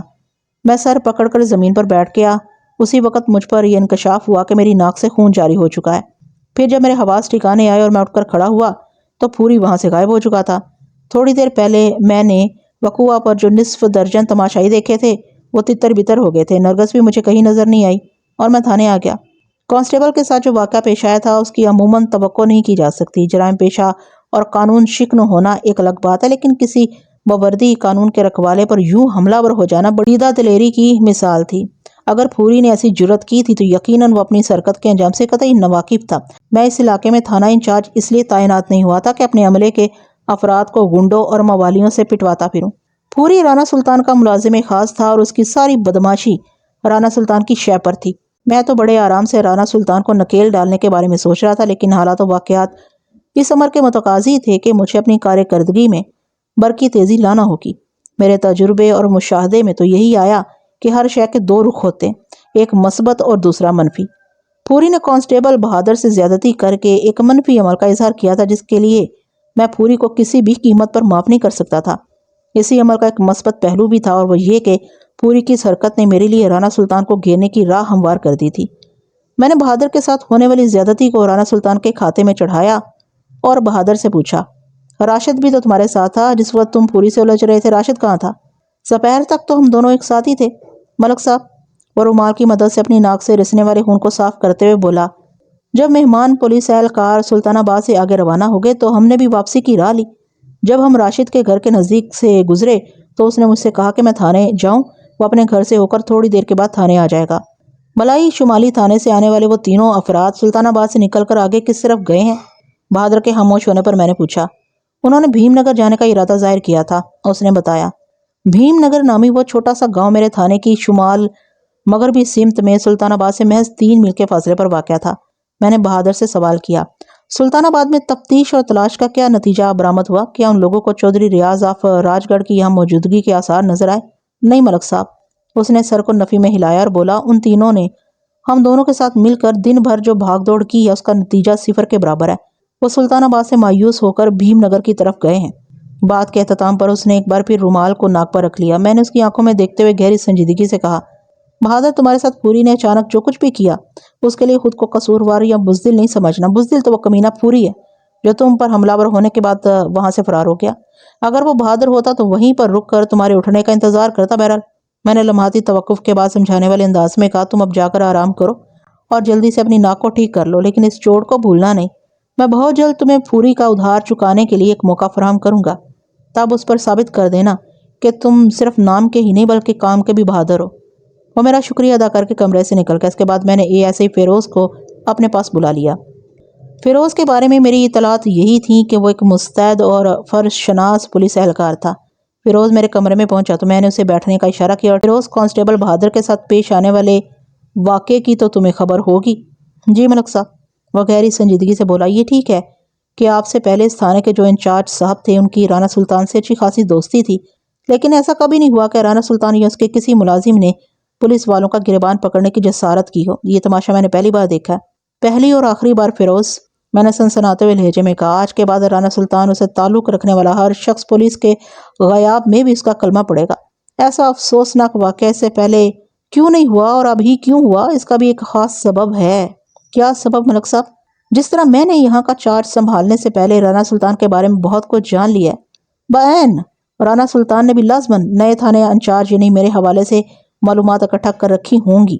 میں نے فیروز کے استفسار کے جواب میں وضاحت کرتے ہوئے بتایا، اس امر میں تو کوئی شک نہیں کہ رانا سلطان کے صدیق چیمہ جیسے بعض پولیس افسروں سے گہرے دوستانہ مراسم ہیں۔ انہی میں سے کسی کی زبانی رانا کو میرے بارے میں یہ معلوم ہو گیا ہوگا کہ میں اس کے ساتھ یارانہ لگانے والا نہیں ہوں۔ میں ایک اصول پرست اور ایماندار پولیس آفیسر ہوں۔ رانا سلطان جیسے کیماش کے چودھری وڈیرے اور دیگر طاقتور زمیندار ایسے پولیس افسروں کو پسند کرتے ہیں جو ان کے غیر قانونی اور غیر اخلاقی دھندوں کے راستے میں رکاوٹ نہ بنے، بلکہ ان کے منشا کے مطابق قانون کو موم کی گڑیا بنا ڈالے، جسے بوقت ضرورت دولت کی آنچ دکھا کر اپنی مرضی کے مطابق موڑا جا سکے۔ میں آپ کی بات کی تہہ میں پہنچ گیا ہوں ملک صاحب، ASI فیروز نے گھمبیر انداز میں گردن ہلاتے ہوئے کہا۔ رانا سلطان کو اندازہ ہو گیا ہے کہ وہ آپ کو اپنے شیشے میں اتار نہیں سکے گا، لہٰذا وہ اچھے ہتھ کنڈوں کی مدد سے یہ باور کرانے کی کوشش کر رہا ہے کہ اس کا ایک معمولی سا ملازم بھی پولیس والے کی دھلائی کر سکتا ہے۔ گویا تم بھی میرے ہی انداز میں سوچ رہے ہو، میں نے اس کی آنکھوں میں جھانکتے ہوئے کہا۔ مطلب یہ کہ پھوری نے جو بہادر پر ہاتھ اٹھایا اس کے پیچھے رانا سلطان کی آشیرواد ہے؟ اس میں تو کوئی شک نہیں ہے ملک صاحب، اور بڑے وثوق سے بولا، ورنہ پھوری کی اتنی ہمت نہیں ہو سکتی۔ ہاں، میں نے سوچ میں ڈوبے ہوئے لہجے میں کہا۔ رانا سلطان بڑا خوش فہم انسان ثابت ہو رہا ہے، وہ بالکل نہیں جانتا کہ اس نے بے خبری میں کہاں ہاتھ ڈال دیا ہے۔ میں اس کی جان کے لیے اس کمبل جیسا عذاب بن جاؤں گا جسے وہ چھوڑنا چاہے گا، مگر کمبل سے چھوڑنے پر آمادہ نہیں ہوگا۔ آپ حکم کریں ملک صاحب، وہ سینہ تان کر بولا، میں آپ کے ساتھ ہوں، آپ جیسا چاہیں گے ویسا ہو جائے گا۔ یہ ہوئی نا مردوں والی بات۔ میں نے ستائشی نظر سے ASI فیروز کی طرف دیکھا اور کہا، تم ابھی ایک کانسٹیبل لے کر سلطان آباد روانہ ہو جاؤ اور سورج غروب ہونے سے پہلے اور پھوری کو لے کر جلد از جلد تھانے پہنچو۔ اس کے بعد راشد تھانے میں داخل ہوا اور اس نے مجھے رانا سلطان کا پلان بتاتے ہوئے کہا کہ سورج غروب ہونے سے پہلے ڈیرے پر پہنچ جائیں گے، جوئے کا آغاز ہو جائے گا، اس کے ساتھ ہی شراب اور کباب کا دور بھی چلتا رہے گا۔ سب سے آخر میں یعنی تقریباً آدھی رات کو شباب کی باری آئے گی۔ شرکائے محفل شراب کے نشے میں چور ہو کر رانا سلطان کی پیش کردہ عورتوں کے ساتھ رنگ رلیاں منائیں گے، اور رات کے جب یہ لوگ کسی کام کے قابل نہیں رہیں گے تو ادھر ڈیرے پر ہی ان کے سونے کا بھی مکمل بندوبست ہے۔ وہ نیند پوری کر کے اگلے روز اپنی اپنی منزل کی طرف روانہ ہو جائیں گے۔ جمعرات اور جمعے کی درمیانی شب؟ راشد کی بات مکمل ہونے پر میں نے پرخیال انداز میں کہا، آج 11 فروری منگل کا دن ہے۔ تم نے جو اطلاع دی ہے اس کے مطابق 13 اور 14 فروری کی درمیانی رات رانا سلطان کے ڈیرے پر شیطانی مجلس کا انعقاد ہونے والا ہے۔ کیا تمہیں کچھ اندازہ ہے کہ اس محفل نامعقولہ میں کل کتنے افراد شریک ہوں گے؟ 4 مہمان سلطان آباد کے باہر سے آئیں گے، 5واں شخص میزبان رانا سلطان ہوگا۔ ان 5 کے علاوہ رانا سلطان کے وہ 2 خاص بندے ہوں گے جو جوئے کے عمل کو رانا سلطان کے حق میں ہموار کر کے مہمانوں کی جیبیں خالی کرنے کا کام جاری رکھیں گے۔ 4 مہمانوں کی عیاشی کے لیے 2 عورتیں مہیا کی جائیں گی۔ اس مرحلے میں رانا سلطان اور اس کے دونوں بندے حصہ نہیں لیں گے۔ یہ لوگ 4 مہمانوں کو 2 خدمت گاروں ظہور اور راجو عیاشی کے لیے 2 عورتوں کے ساتھ ڈیرے پر چھوڑ کر اپنے اپنے گھر کو چلے جائیں گے۔ راشد نے مجھے سنسنی خیز معلومات مہیا کرتے ہوئے کہا، مہمانوں کی خاطر مدارات کے لیے ایک عورت کا انتظام کر لیا گیا ہے اور دوسری جگہ کو پر کرنے کے لیے نرگس کو تیار کرنے کی کوشش کی جا رہی ہے، مگر وہ راضی نہیں ہو رہی۔ اسی سلسلے میں پھوری نرگس سے بات کر رہا تھا جب بہادر وہاں پہنچا۔ اس کے بعد کی کہانی آپ کے علم میں آ چکی ہے۔ رانا سلطان کا یہ پالتو گنڈا کچھ زیادہ ہی بغیرت اور کمینہ شخص ہے، میں نے نفرت انگیز لہجے میں کہا۔ راہ چلتی عورتوں کے ساتھ اس طرح کی بدتمیزی کرنا اور انہیں بدکاری کے لیے آمادہ کرنے کی کوشش کرنا تو کھلم کھلا بدماشی ہے۔ میں اپنے تھانے کی حدود میں اس نوعیت کی مذموم کارروائیوں کو کسی بھی قیمت پر برداشت نہیں کر سکتا، اس لیے میں نے ASI فیروز کو پھوری کی گرفتاری کے لیے سلطان آباد روانہ کر دیا۔ میں نے فیروز صاحب کو طفیل کے ساتھ ایک تانگے میں سلطان آباد کی طرف جاتے دیکھا ہے، راشد نے معتدل انداز میں کہا۔ اگر پھوری کی گرفتاری عمل میں آ جاتی ہے تو اس پر رانا سلطان بلبلا کر رہ جائے گا۔ وہ تو اس بات کا تصور بھی نہیں کر سکتا کہ پولیس اس کے کسی بندے پر ہاتھ ڈال دے۔ رانا سلطان پھوری کی گرفتاری پر بلبلائے یا گنگنائے، مجھے اس کی ذرا سی بھی پرواہ نہیں ہے، میں نے زہر ہند لہجے میں کہا۔ اب اس کا یار صدیق چیمہ اس تھانے کا انچارج نہیں ہے، لہٰذا رانا کو پولیس کی جانب سے ایسی بروقت قانونی کارروائی کا تصور کرنے کا عادی ہونا پڑے گا۔ یہ نرگس کون ہے؟ پھوری نے اسے تر نوالا کیوں سمجھ لیا؟ کیا اس کا کوئی والی وارث نہیں ہے جو سریرا پھوری اس کی کلائی پکڑے ہوئے ذرا سا بھی نہیں ہچکچایا؟ نرگس کے شوہر کا نام باسط ہے، راشد نے بتایا۔ یہ ایک بے اولاد جوڑا ہے اور ان کے آگے پیچھے کوئی نہیں۔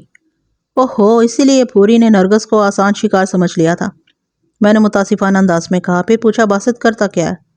وہ گاؤں گاؤں پھیری لگا کر اپنی سائیکل پر منیاری کا سامان بیچتا ہے، راشد نے جواب دیا۔ وہ روزانہ صبح گھر سے نکل جاتا ہے، پھر اس کی واپسی شام ہی کو ہوتی ہے۔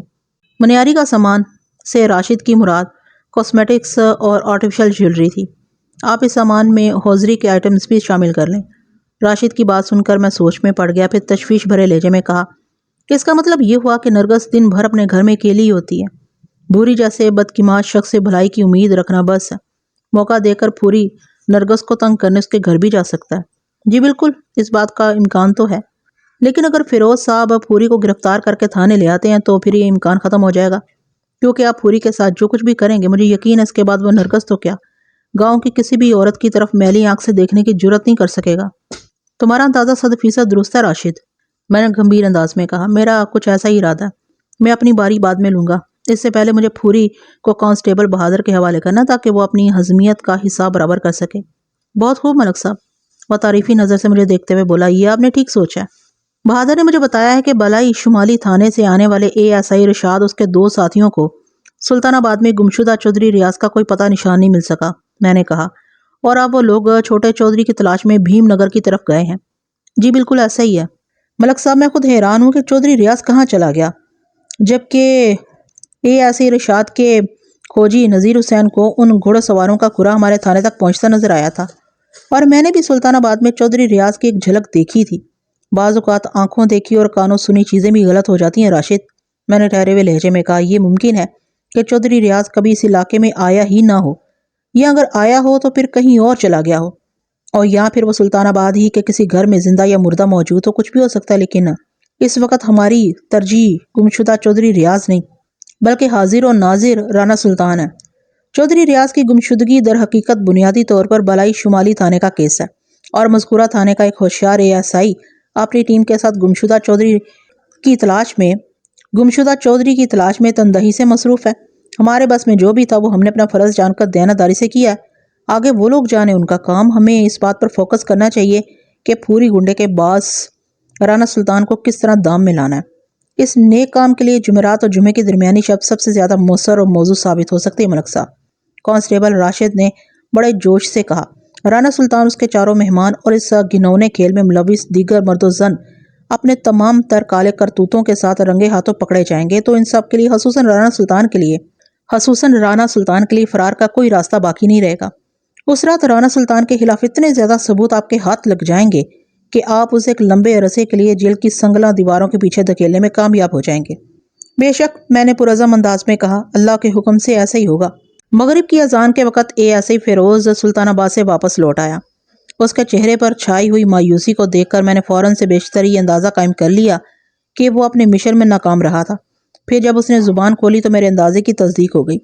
ملک صاحب پوری سلطان آباد میں موجود نہیں ہے، اس نے بتایا، اس لیے مجھے حال ہی ہاتھ واپس آنا پڑا۔ پوری سلطان آباد میں موجود نہیں ہے کا کیا مطلب ہوا فیروز؟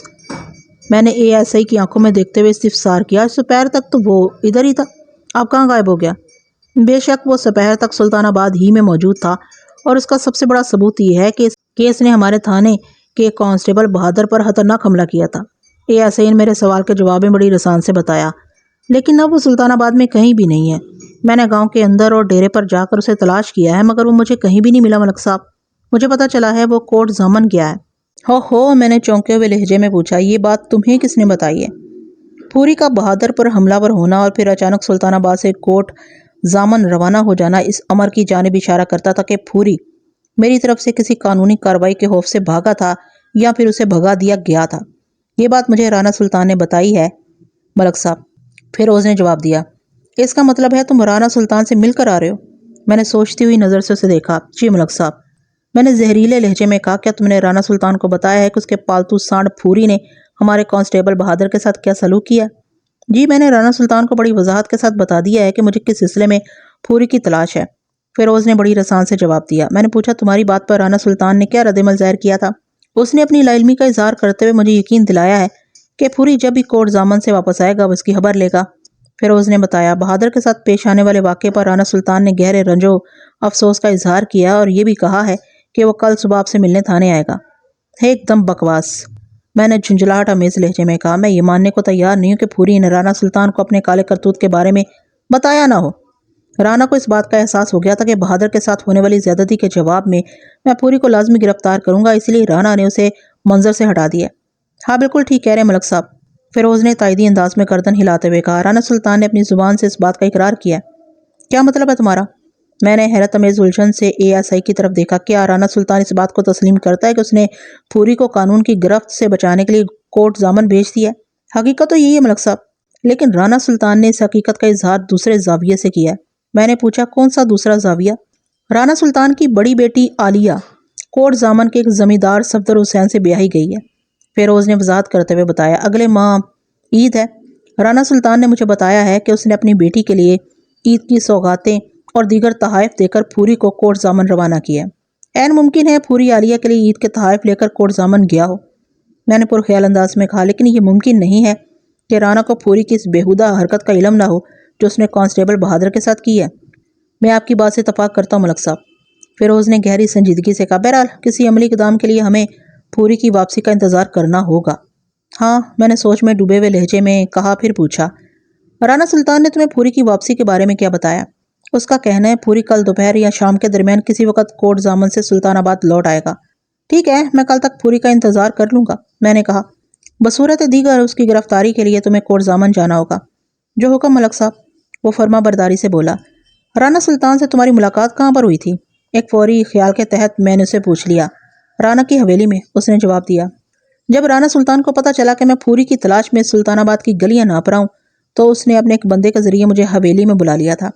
رانا سلطان سے میری بات چیت حویلی کی بیٹھک میں ہوئی ہے.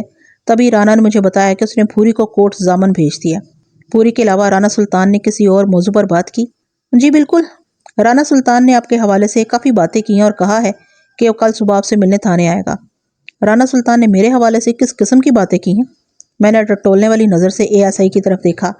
خیر سگالی کے جذبات سے بھری ہوئی دوستانہ باتیں. اس کا کہنا تھا کہ اس نے اس تھانے میں تعینات ہونے والے ہر تھانہ انچارج کے ساتھ ہمیشہ تعاون کیا، لہٰذا ملک صاحب یعنی آپ کے ساتھ بھی وہ دو طرفہ خوشگوار تعلقات کا خواہاں ہے، اور اسی سلسلے میں وہ کل صبح آپ کی خدمت میں حاضری دینے کا اعلان کر چکا ہے. مجھ سے دوستی اور تعاون کرنے کے لیے اسے خود کو اندر باہر سے بدلنا ہوگا فیروز، میں نے گمبھیر انداز میں کہا. اور یہ مجھے ممکن دکھائی نہیں دیتا. خیر دیکھتے ہیں وہ کون سا سانپ نکالنے آ رہا ہے.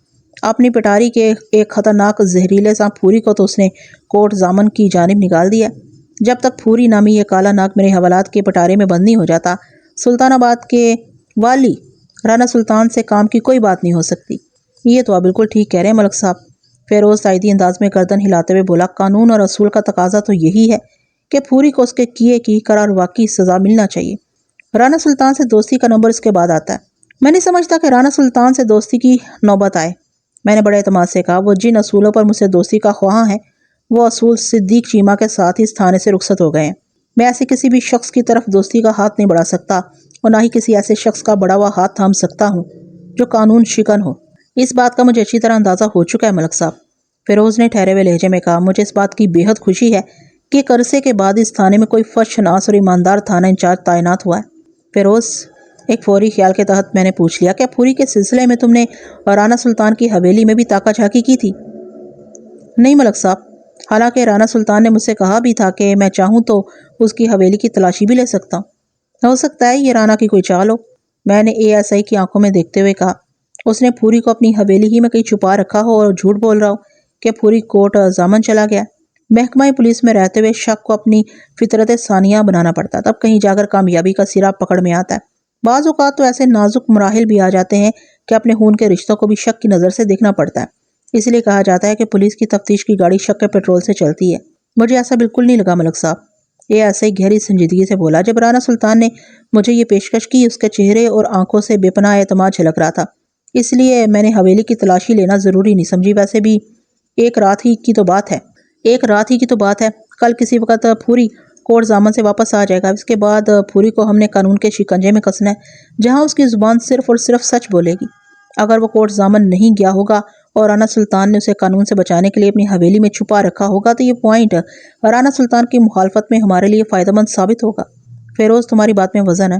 میں نے ستائشی نظر سے ASI کی طرف دیکھا. تم ایک ذہین پولیس آفیسر ہو. شکریہ ملک صاحب، وہ ممنونیت بھرے لہجے میں بولا. آپ کی زبان سے ادا ہونے والے تعریفی کلمات میرے لیے کسی اعزاز سے کم نہیں ہیں.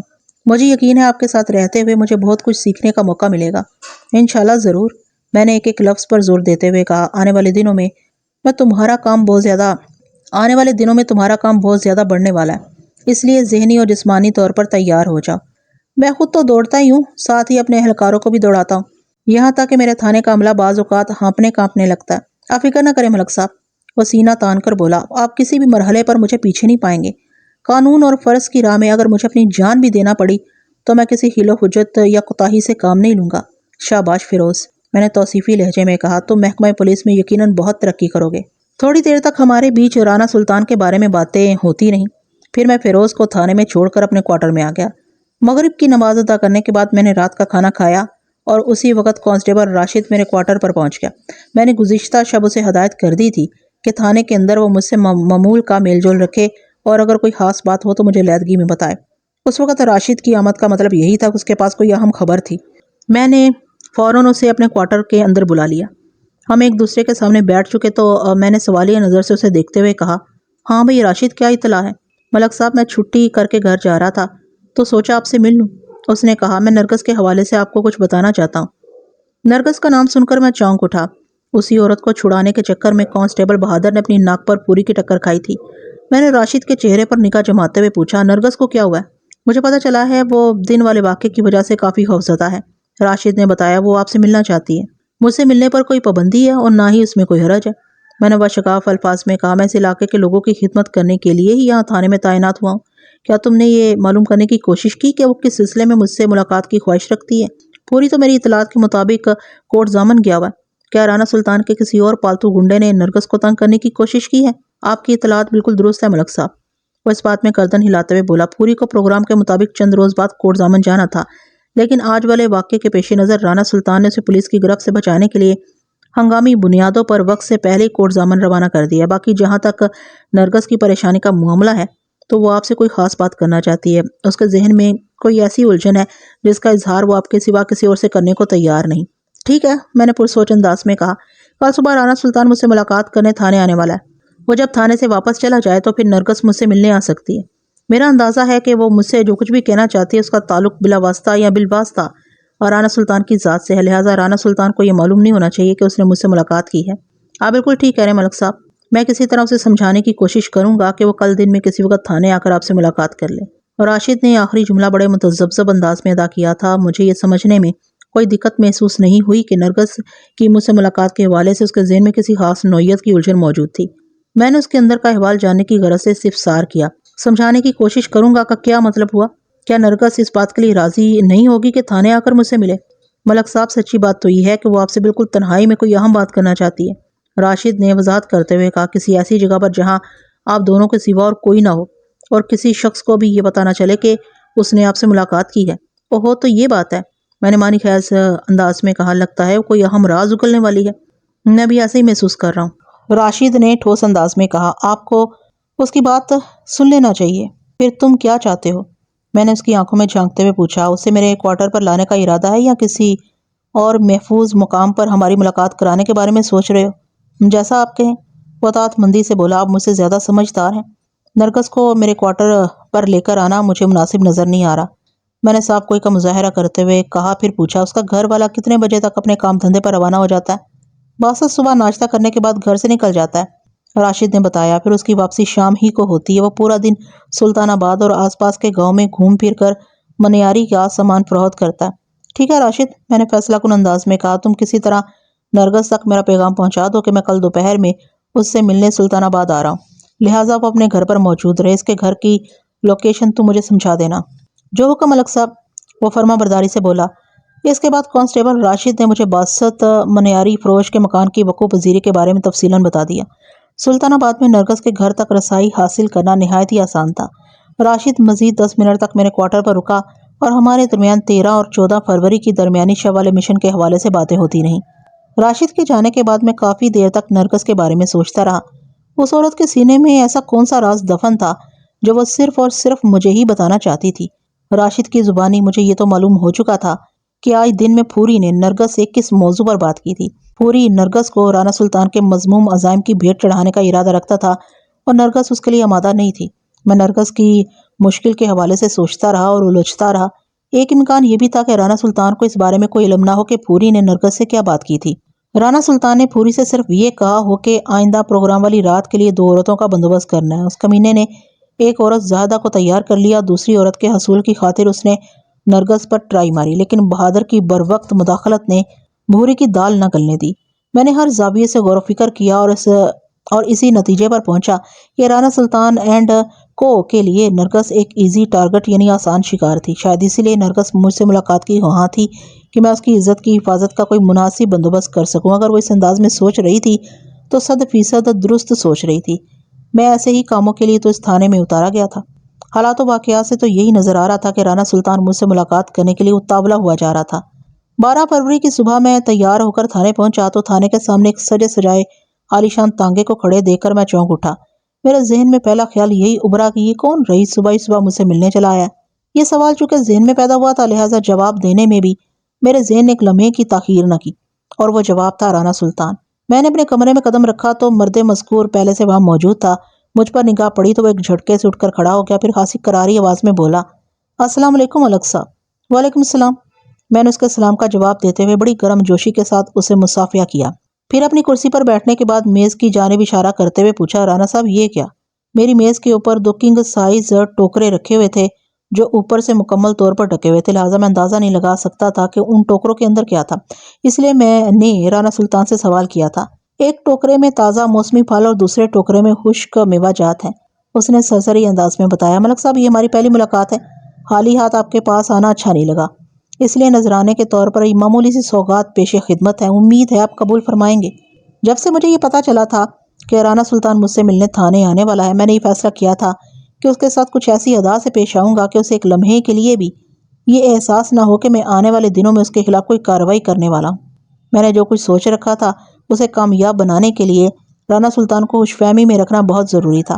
اگر اسے میرے ارادوں کی ذرا سی بھنک بھی پڑ جاتی تو میرا منصوبہ چوپٹ ہو کر رہ جاتا اور پھر کچھ بھی میرے ہاتھ نہ آتا۔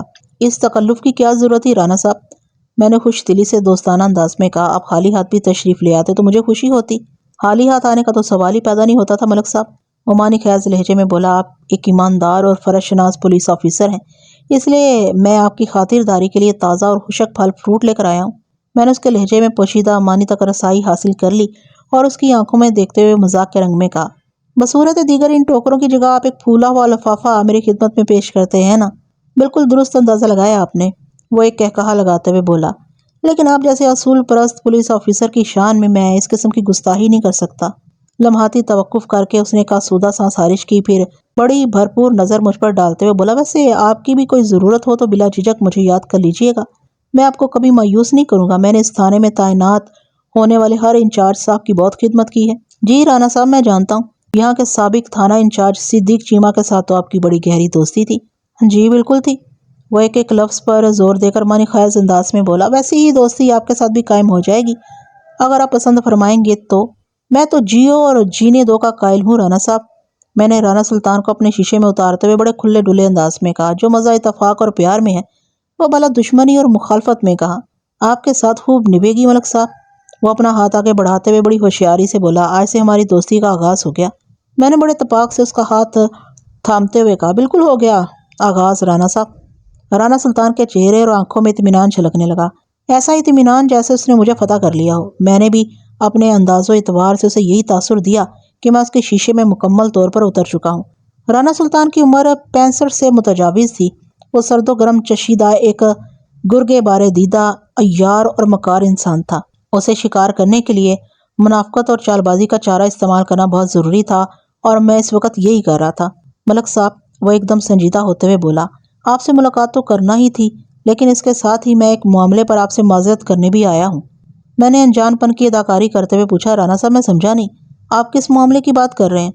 میرا اشارہ کل والے ناخوشگوار واقعے کی طرف ہے۔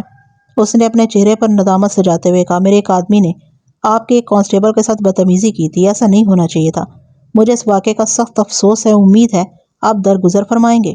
پوری نے بہادر کے ساتھ جو کچھ کیا تھا، رانا سلطان اسے کوئی معمولی سی بدتمیزی سمجھ رہا تھا۔ میں نے کہا، میں نے آپ کے اس بدتمیز بندے کی گرفتاری کے لیے ایسے ہی فیروز کو سلطان آباد روانہ کیا تھا، لیکن پتہ چلا آپ نے پوری کو کسی ضروری کام کے لیے کوٹ ضامن بھیج دیا۔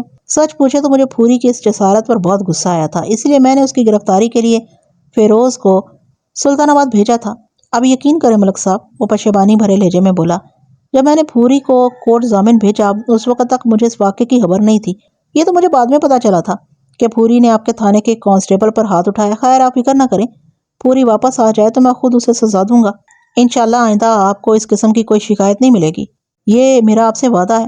میں آپ کے وعدے پر یقین کرتا ہوں رانا صاحب، میں نے اسے مکمل اندھیرے میں رکھتے ہوئے گہری سنجیدگی سے کہا، اگر آپ اپنے بندوں کو قانون اور قانون کے رکھوالوں کا احترام کرنا سکھا اور سمجھا دیں گے تو پھر کبھی کسی گرفتاری کی ضرورت پیش نہیں آئے گی۔ آپ کے حکم اور خواہش کی تعمیل کی جائے گی ملک صاحب۔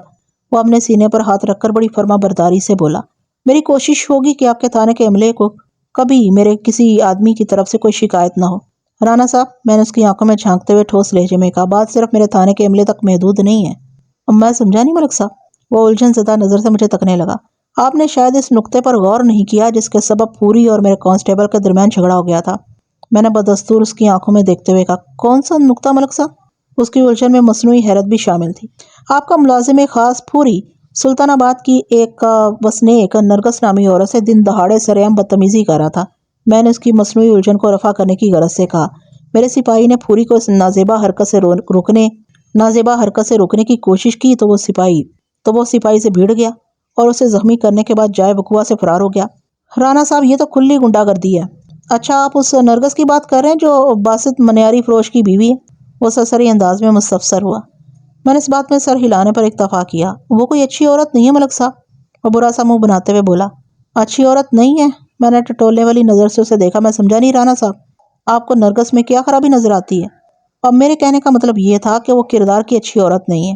وہ رازدارانہ انداز میں وضاحت کرتے ہوئے بولا، اس میں اس بیچاری کا بھی زیادہ قصور نہیں ملک صاحب۔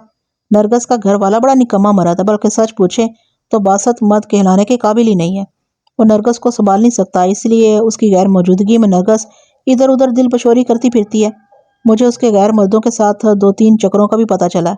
رانا سلطان نے نرگس کے بارے میں جتنے گھٹیا اور عامیانہ انداز میں اظہار خیال کیا تھا، اسے سن کر مجھے غصہ تو بہت آیا، لیکن میں نے اپنی اندرونی کیفیت کو آنکھوں یا چہرے سے ظاہر نہیں ہونے دیا اور گہری سنجیدگی سے کہا، رانا صاحب، مجھے تو اس علاقے میں آئے ہوئے جمعہ 8 دن ہوئے، میں نہیں جانتا یہاں بسنے والا کون شخص برا اور کون اچھا ہے۔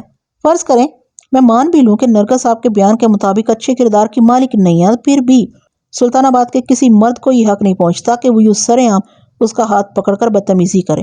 نرگس جس انداز میں مزاحمت کر رہی تھی، اسے واضح تھا کہ وہ آپ کے ملازم کی نازیبا حرکت پر سخت برہم تھی۔ رانا صاحب، آپ سلطان آباد کے والی وارث ہیں۔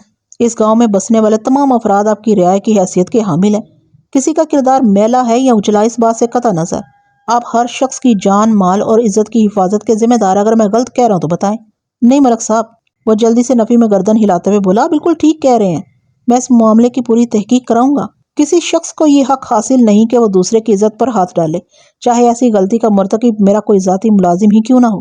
رانا سلطان ان لمحات میں باتیں تو بہت اچھی کر رہا تھا، اس کے دل میں کیا تھا میں اس سے واقفیت کا دعویٰ نہیں کر سکتا۔ نیت کا احوال اللہ کے سوا اور کوئی نہیں جانتا۔ میں نے رانا سلطان کے بارے میں جو کچھ سن رکھا تھا، اس کی روشنی میں بڑے وثوق سے کہہ سکتا تھا کہ سرِ دست وہ اپنی اداکاری سے مجھے بے وقوف بنانے کی کوشش کر رہا تھا۔ بہرحال اپنے منصوبے کے تحت میں نے یہی ظاہر کیا کہ مجھے اس پر کامل بھروسہ ہے۔ میں نے اس کے چہرے پر نگاہ جماتے ہوئے 2 ٹوک انداز میں کہا، رانا صاحب، آپ کے لیے میرا مشورہ تو یہی ہے کہ پھوری نے میرے کانسٹیبل اور نرگس کے ساتھ جو بھی بدتمیزی کی ہے، اس معاملے کو آپ خود ہی دیکھ لیں تو اچھا۔ اگر پولیس حرکت میں آ گئی تو پھر یہ سلسلہ بہت دور تک جائے گا۔ سمجھ گیا ملک صاحب۔ وہ بڑی شرافت کا مظاہرہ کرتے ہوئے جلدی سے بولا، آپ اس حوالے سے بالکل بے فکر ہو جائیں، آئندہ اس نوعیت کی کوئی شکایت آپ تک نہیں پہنچے گی۔ میں نے اس ابتدائی ملاقات میں اپنے سوچے سمجھے منصوبے کے تحت رانا سلطان کو اس امر کا یقین دلا دیا تھا کہ میں اس پر مکمل بھروسہ کرنے لگا ہوں۔ یہ میری ایک بڑی کامیابی تھی۔ رانا سلطان کے رخصت ہونے کے بعد میں نے اس کے لائے ہوئے تازہ اور خشک پھلوں کے دونوں ٹکڑوں کو اپنے تھانے کے عملے میں تقسیم کر دیا، پھر نرگس سے ملنے سلطان آباد کی طرف روانہ ہو گیا۔ اس وقت میں اکیلا ہی تھا اور احتیاطاً میں نے عوامی لباس شلوار قمیض زیب تن کر رکھا تھا۔ پولیس کی یونیفارم دور ہی سے لوگوں کو متوجہ کر لیتی ہے۔ میں نہیں چاہتا تھا کہ سلطان آباد میں میری آمد کا چرچا ہو، اس لیے میں کسی کو اپنے ساتھ بھی نہیں لایا تھا۔ میں ہمیشہ سے پیدل چلنے کا عادی رہا ہوں اور میری رفتار بھی اچھی خاصی ہوتی ہے۔ اس رفتار سے میں گھنٹے میں بآسانی 4 میل کم و بیش 6 کلومیٹر اس کا فاصلہ طے کر لیتا ہوں۔ اگر نارمل رفتار سے بھی پیدل چلا جائے تو 1 گھنٹے میں 5 کلومیٹر تو طے ہو ہی جاتے ہیں۔ میرے تھانے سے سلطان آباد کا فاصلہ صرف 1 میل تھا، لہٰذا میں محض 15 منٹ میں اپنی منزل پر پہنچ گیا۔ نرگس کا مکان ڈھونڈنے میں مجھے کسی دشواری کا سامنا نہیں کرنا پڑا۔ کانسٹیبل راشد نے بڑی تفصیل کے ساتھ مجھے نرگس کے مکان کا ایڈریس سمجھا دیا تھا۔ میں سیدھا اس کے دروازے پر جا پہنچا۔ میری ہدایت کے مطابق نرگس اس وقت اپنے گھر میں موجود تھی۔ میری دستک کے جواب میں دروازہ کھولنے سے پہلے اس نے متذبذب لہجے میں استفسار کیا، جی کون ہے؟ میں اس علاقے کا نیا تھانے دار ملک صفدر حیات ہوں۔ میں نے اپنا تعارف کراتے ہوئے کہا، مجھے پتہ چلا ہے کہ تم مجھ سے کوئی ضروری بات کرنا چاہتی ہو، میں اس لیے تم سے ملنے آیا ہوں۔ اس نے دروازہ کھول دیا، پھر گلی میں دائیں بائیں دیکھنے کے بعد میری طرف تکتے ہوئے اصراری لہجے میں بولی، تھانے دار صاحب آپ اندر آ جائیں۔ بات کے اختتام پر اس نے میرے لیے راستہ چھوڑ دیا۔ میں اس کے گھر میں داخل ہوا تو اس نے دروازہ بند کر دیا۔ تھوڑی ہی دیر کے بعد ہم دونوں اس مکان کی بیٹھک میں روبرو بیٹھے ہوئے تھے۔ نرگس، میں زیادہ دیر تک تمہارے پاس رک نہیں سکتا، لہٰذا جو بھی کہنا چاہتی ہو شروع ہو جاؤ۔ آپ بیٹھے، میں آپ کے لیے چائے بنا کر لاتی ہوں۔ وہ اٹھنے کا ارادہ کرتے ہوئے بولی، پھر آرام سے آپ کو بتاتی ہوں۔ کسی تکلف کی کوئی ضرورت نہیں، میں نے حتمی انداز میں کہا، ادھر ہی بیٹھو اور مجھے بتاؤ کہ معاملہ کیا ہے، تمہیں کس بات نے پریشان کر رکھا ہے؟ وہ گلگیر آواز میں بولی، تھانے دار صاحب میری عزت کو خطرہ ہے۔ کیسا خطرہ؟ میں نے ہمدردی بھرے انداز میں پوچھا۔ پوری مجھے غلط راہ پر ڈالنا چاہتا ہے۔ وہ امداد طلب نظر سے مجھے دیکھتے ہوئے بولی، اگر آپ نے میری مدد نہیں کی تو میں برباد ہو کر رہ جاؤں گی۔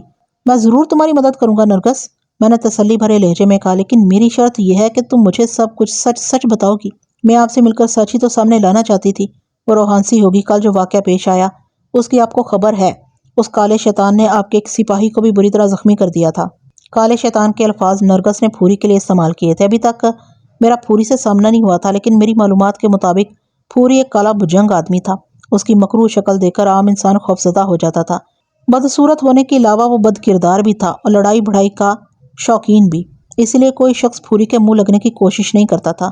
مجھے جو کچھ معلوم ہے تم اس کو فی الحال ایک طرف رکھ دو نرگس، میں نے معتدل انداز میں کہا۔ میں تمہاری زبان سے سننا چاہتا ہوں کہ پھوری کس طرح تمہیں برباد کرنے کا ارادہ رکھتا ہے۔ وہ کہتا ہے اگر میں نے اس کی بات نہ مانی تو وہ آبدہ کی طرح مجھے بھی پورے سلطان آباد میں بدنام کر دے گا، اس نے زخمی لہجے میں بتایا۔ کانسٹیبل راشد نے نرگس کی ذات کے حوالے سے پوری کے مذموم عزائم سے مجھے پوری طرح آگاہ کر رکھا تھا، لیکن نرگس کے سامنے میں بالکل انجان بن گیا اور اس کی بپتا میں گہری دلچسپی ظاہر کرتے ہوئے سوال کیا، پوری تم سے کون سی بات منوانا چاہتا ہے، اور یہ بھی بتاؤ کہ آبدہ کون ہے؟ پوری چاہتا ہے میں رانا صاحب کے ڈیرے پر ایک رات گزار کر رانا صاحب کے مہمانوں کی خدمت کروں۔ وہ ٹوٹے ہوئے دل کے ساتھ بتانے لگی، میں جانتی ہوں کہ رانا صاحب کے مہمان ادھر ڈیرے پر عیاشی کرنے آتے ہیں، میں ان کی خواہش پوری نہیں کر سکتی، اس لیے میں نے پہلے پوری سے بہانہ کیا کہ میں باسط کو گھر میں اکیلا چھوڑ کر بھلا ڈیرے پر کس طرح رات گزار سکتی ہوں۔ وہ بولا، باسط کی فکر نہ کرو، رانا صاحب اسے کسی ضروری کام سے ایک رات کے لیے سلطان آباد سے باہر بھیج دیں گے۔ میں پھر بھی نہیں مانی اور پوری کی بات ماننے سے انکار کر دیا۔ میں نے کھرے کھرے الفاظ میں اسے کہہ دیا کہ میں کسی بھی قیمت پر اپنے خاوند سے بے وفائی نہیں کر سکتی۔ میری طرف سے صاف انکار سن کر وہ دھمکیوں پر اتر آیا اور مجھ سے بدتمیزی کرنے لگا۔ اسی وقت آپ کا ایک سپاہی وہاں پہنچ گیا۔ اس کے بعد کی کہانی آپ کو معلوم ہی ہے۔ بات کے اختتام پر وہ دوپٹے سے اپنی نم آنکھوں کو خشک کرنے لگی۔ میں نے اسے مخاطب کرتے ہوئے اپنائیت بھرے انداز میں کہا، نرگس بات کی کہانی تو مجھے معلوم ہے، میں تم سے پہلے والی کہانی سننے یہاں آیا ہوں۔ وہ گردن اٹھا کر میری طرف دیکھتے ہوئے بولی، میں نے آپ کو سب کچھ بتا تو دیا ہے، لیکن آبدہ کا قصہ ادھورا ہے ابھی، میں نے کریدنے والے انداز میں کہا۔ آبدہ؟ وہ ایک افسردہ سی سانس خارج کرتے ہوئے بولی، اس کا تعلق بھی سلطان آباد ہی سے تھا۔ پوری نے آبدہ کو بھی بدکاری کی راہ اختیار کرنے پر مجبور کرنے کی کوشش کی تھی، لیکن آبدہ اس کی خواہش کے سامنے جھکی نہیں۔ نتیجے میں پوری نے طرح طرح کی من گھڑنٹ باتیں پھیلا کر آبدہ کو پورے سلطان آباد میں بدنام کر دیا تھا۔ پھر ایک روز آبدہ نے خودکشی کر لی۔ وہ ذلت و رسوائی کے دکھ کو برداشت نہیں کر سکی تھی، اس لیے اس نے اپنی جان دے دی۔ میں گہری سانس لے کر رہ گیا۔ تھانے دار صاحب، میں بد کردار نہیں ہوں۔ نرگس کی آنکھیں ڈبڈبا آئیں۔ میں بدکاری کی راہ پر چلنا نہیں چاہتی اور آبدہ کی طرح بدنام ہو کر حرام موت بھی مرنا نہیں چاہتی، اس لیے میں نے آپ کو مدد کے لیے پکارا ہے۔ اوپر خدا ہے اور نیچے آپ، خدا را مجھے ان ظالموں سے بچائیں۔ نرگس کی عمر 25-26 سال رہی ہوگی۔ میری معلومات کے مطابق باسط سے اس کی شادی کو لگ بھگ 4 سال ہو گئے تھے، مگر ابھی تک وہ لوگ بے اولاد تھے۔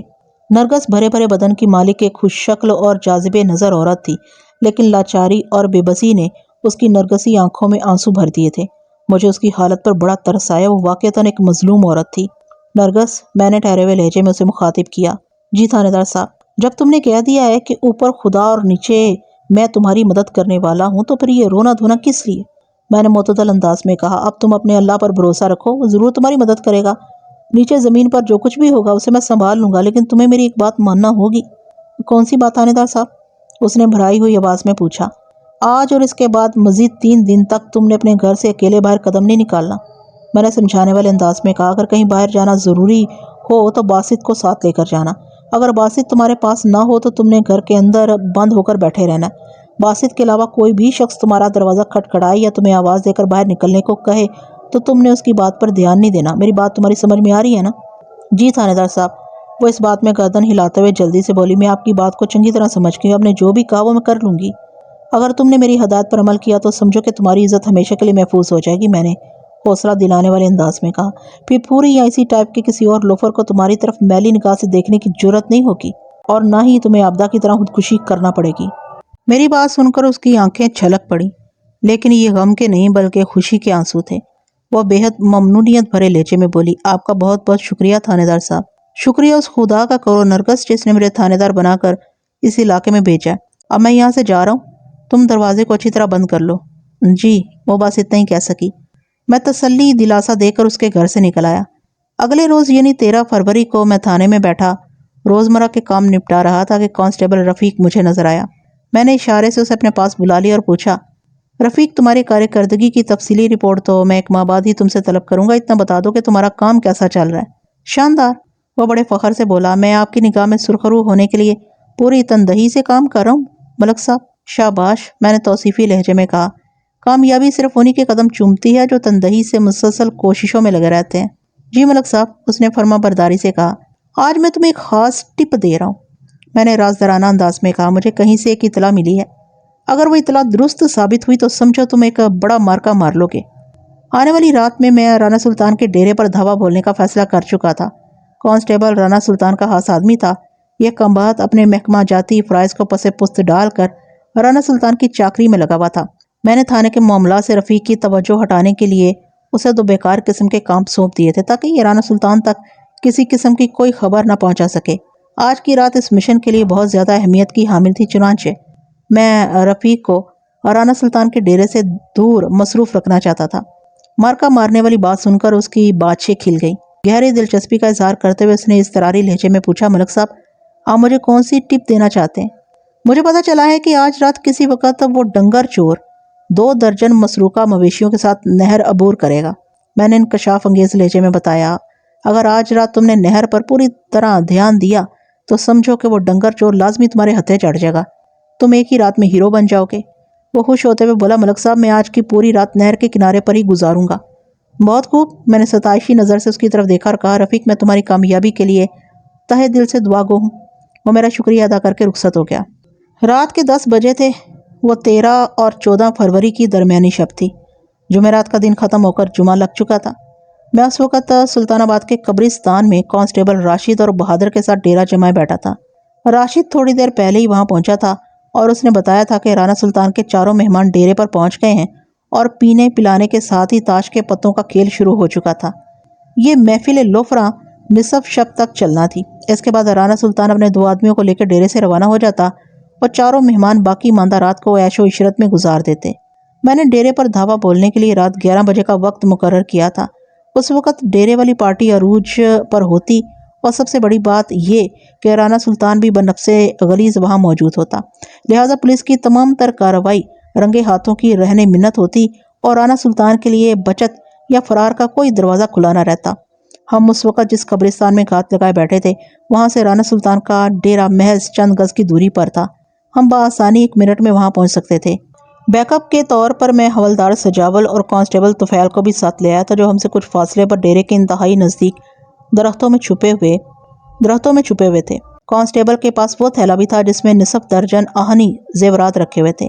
میں نے حوالدار سجاول سے کہہ رکھا تھا کہ جب میں وسل بجاؤں تو اسے ہوشیار باش ہو جانا چاہیے۔ وسل بجنے کا مطلب ہوگا ہمیں ان کی مدد کی ضرورت ہے۔ ایسی صورت میں نے فوراً ڈیرے پر پہنچنا ہوگا۔ اس دوران میں وہ لوگ اگر ڈیرے پر موجود افراد میں سے کسی کو فرار ہوتا دیکھیں تو فوراً اسے گرفتار کر لیں۔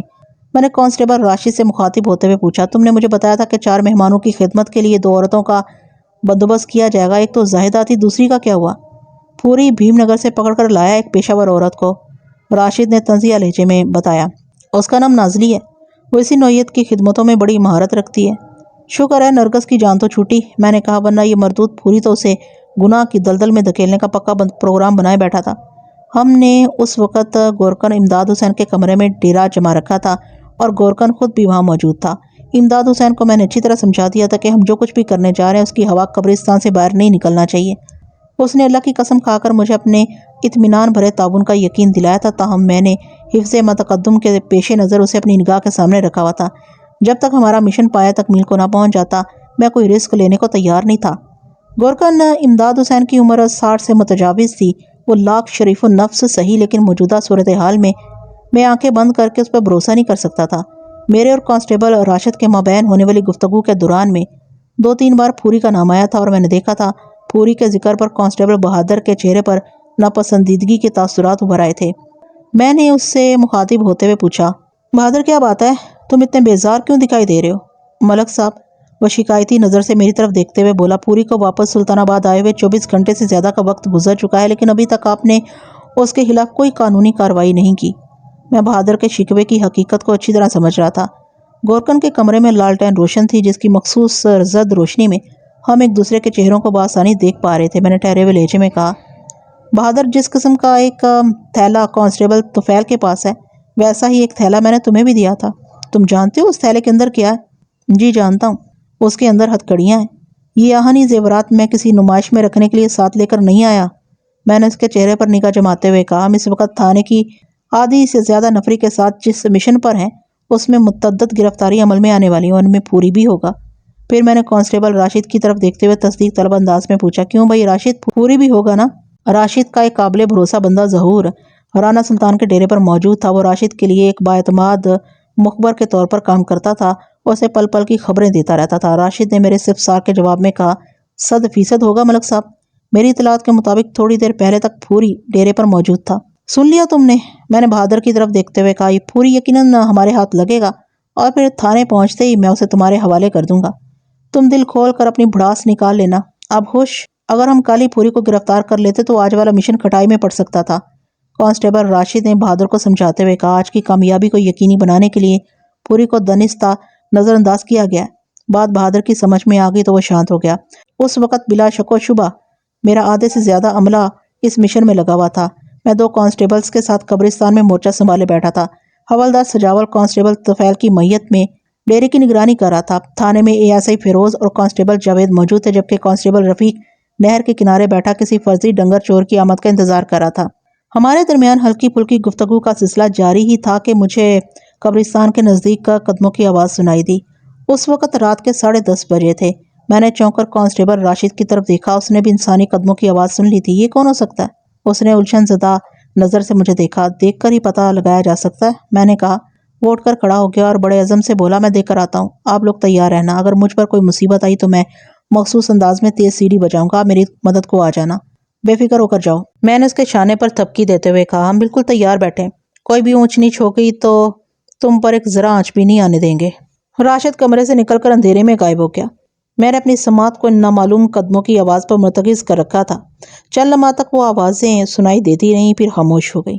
پھر خاموشی چھا گئی۔ اس کا واضح مطلب یہی تھا کہ وہ جو کوئی بھی تھا یا تھے، وہ کسی جگہ پر رک گئے تھے۔ میں دھڑکتے ہوئے دل کے ساتھ آنے والے لمحات کا انتظار کرنے لگا۔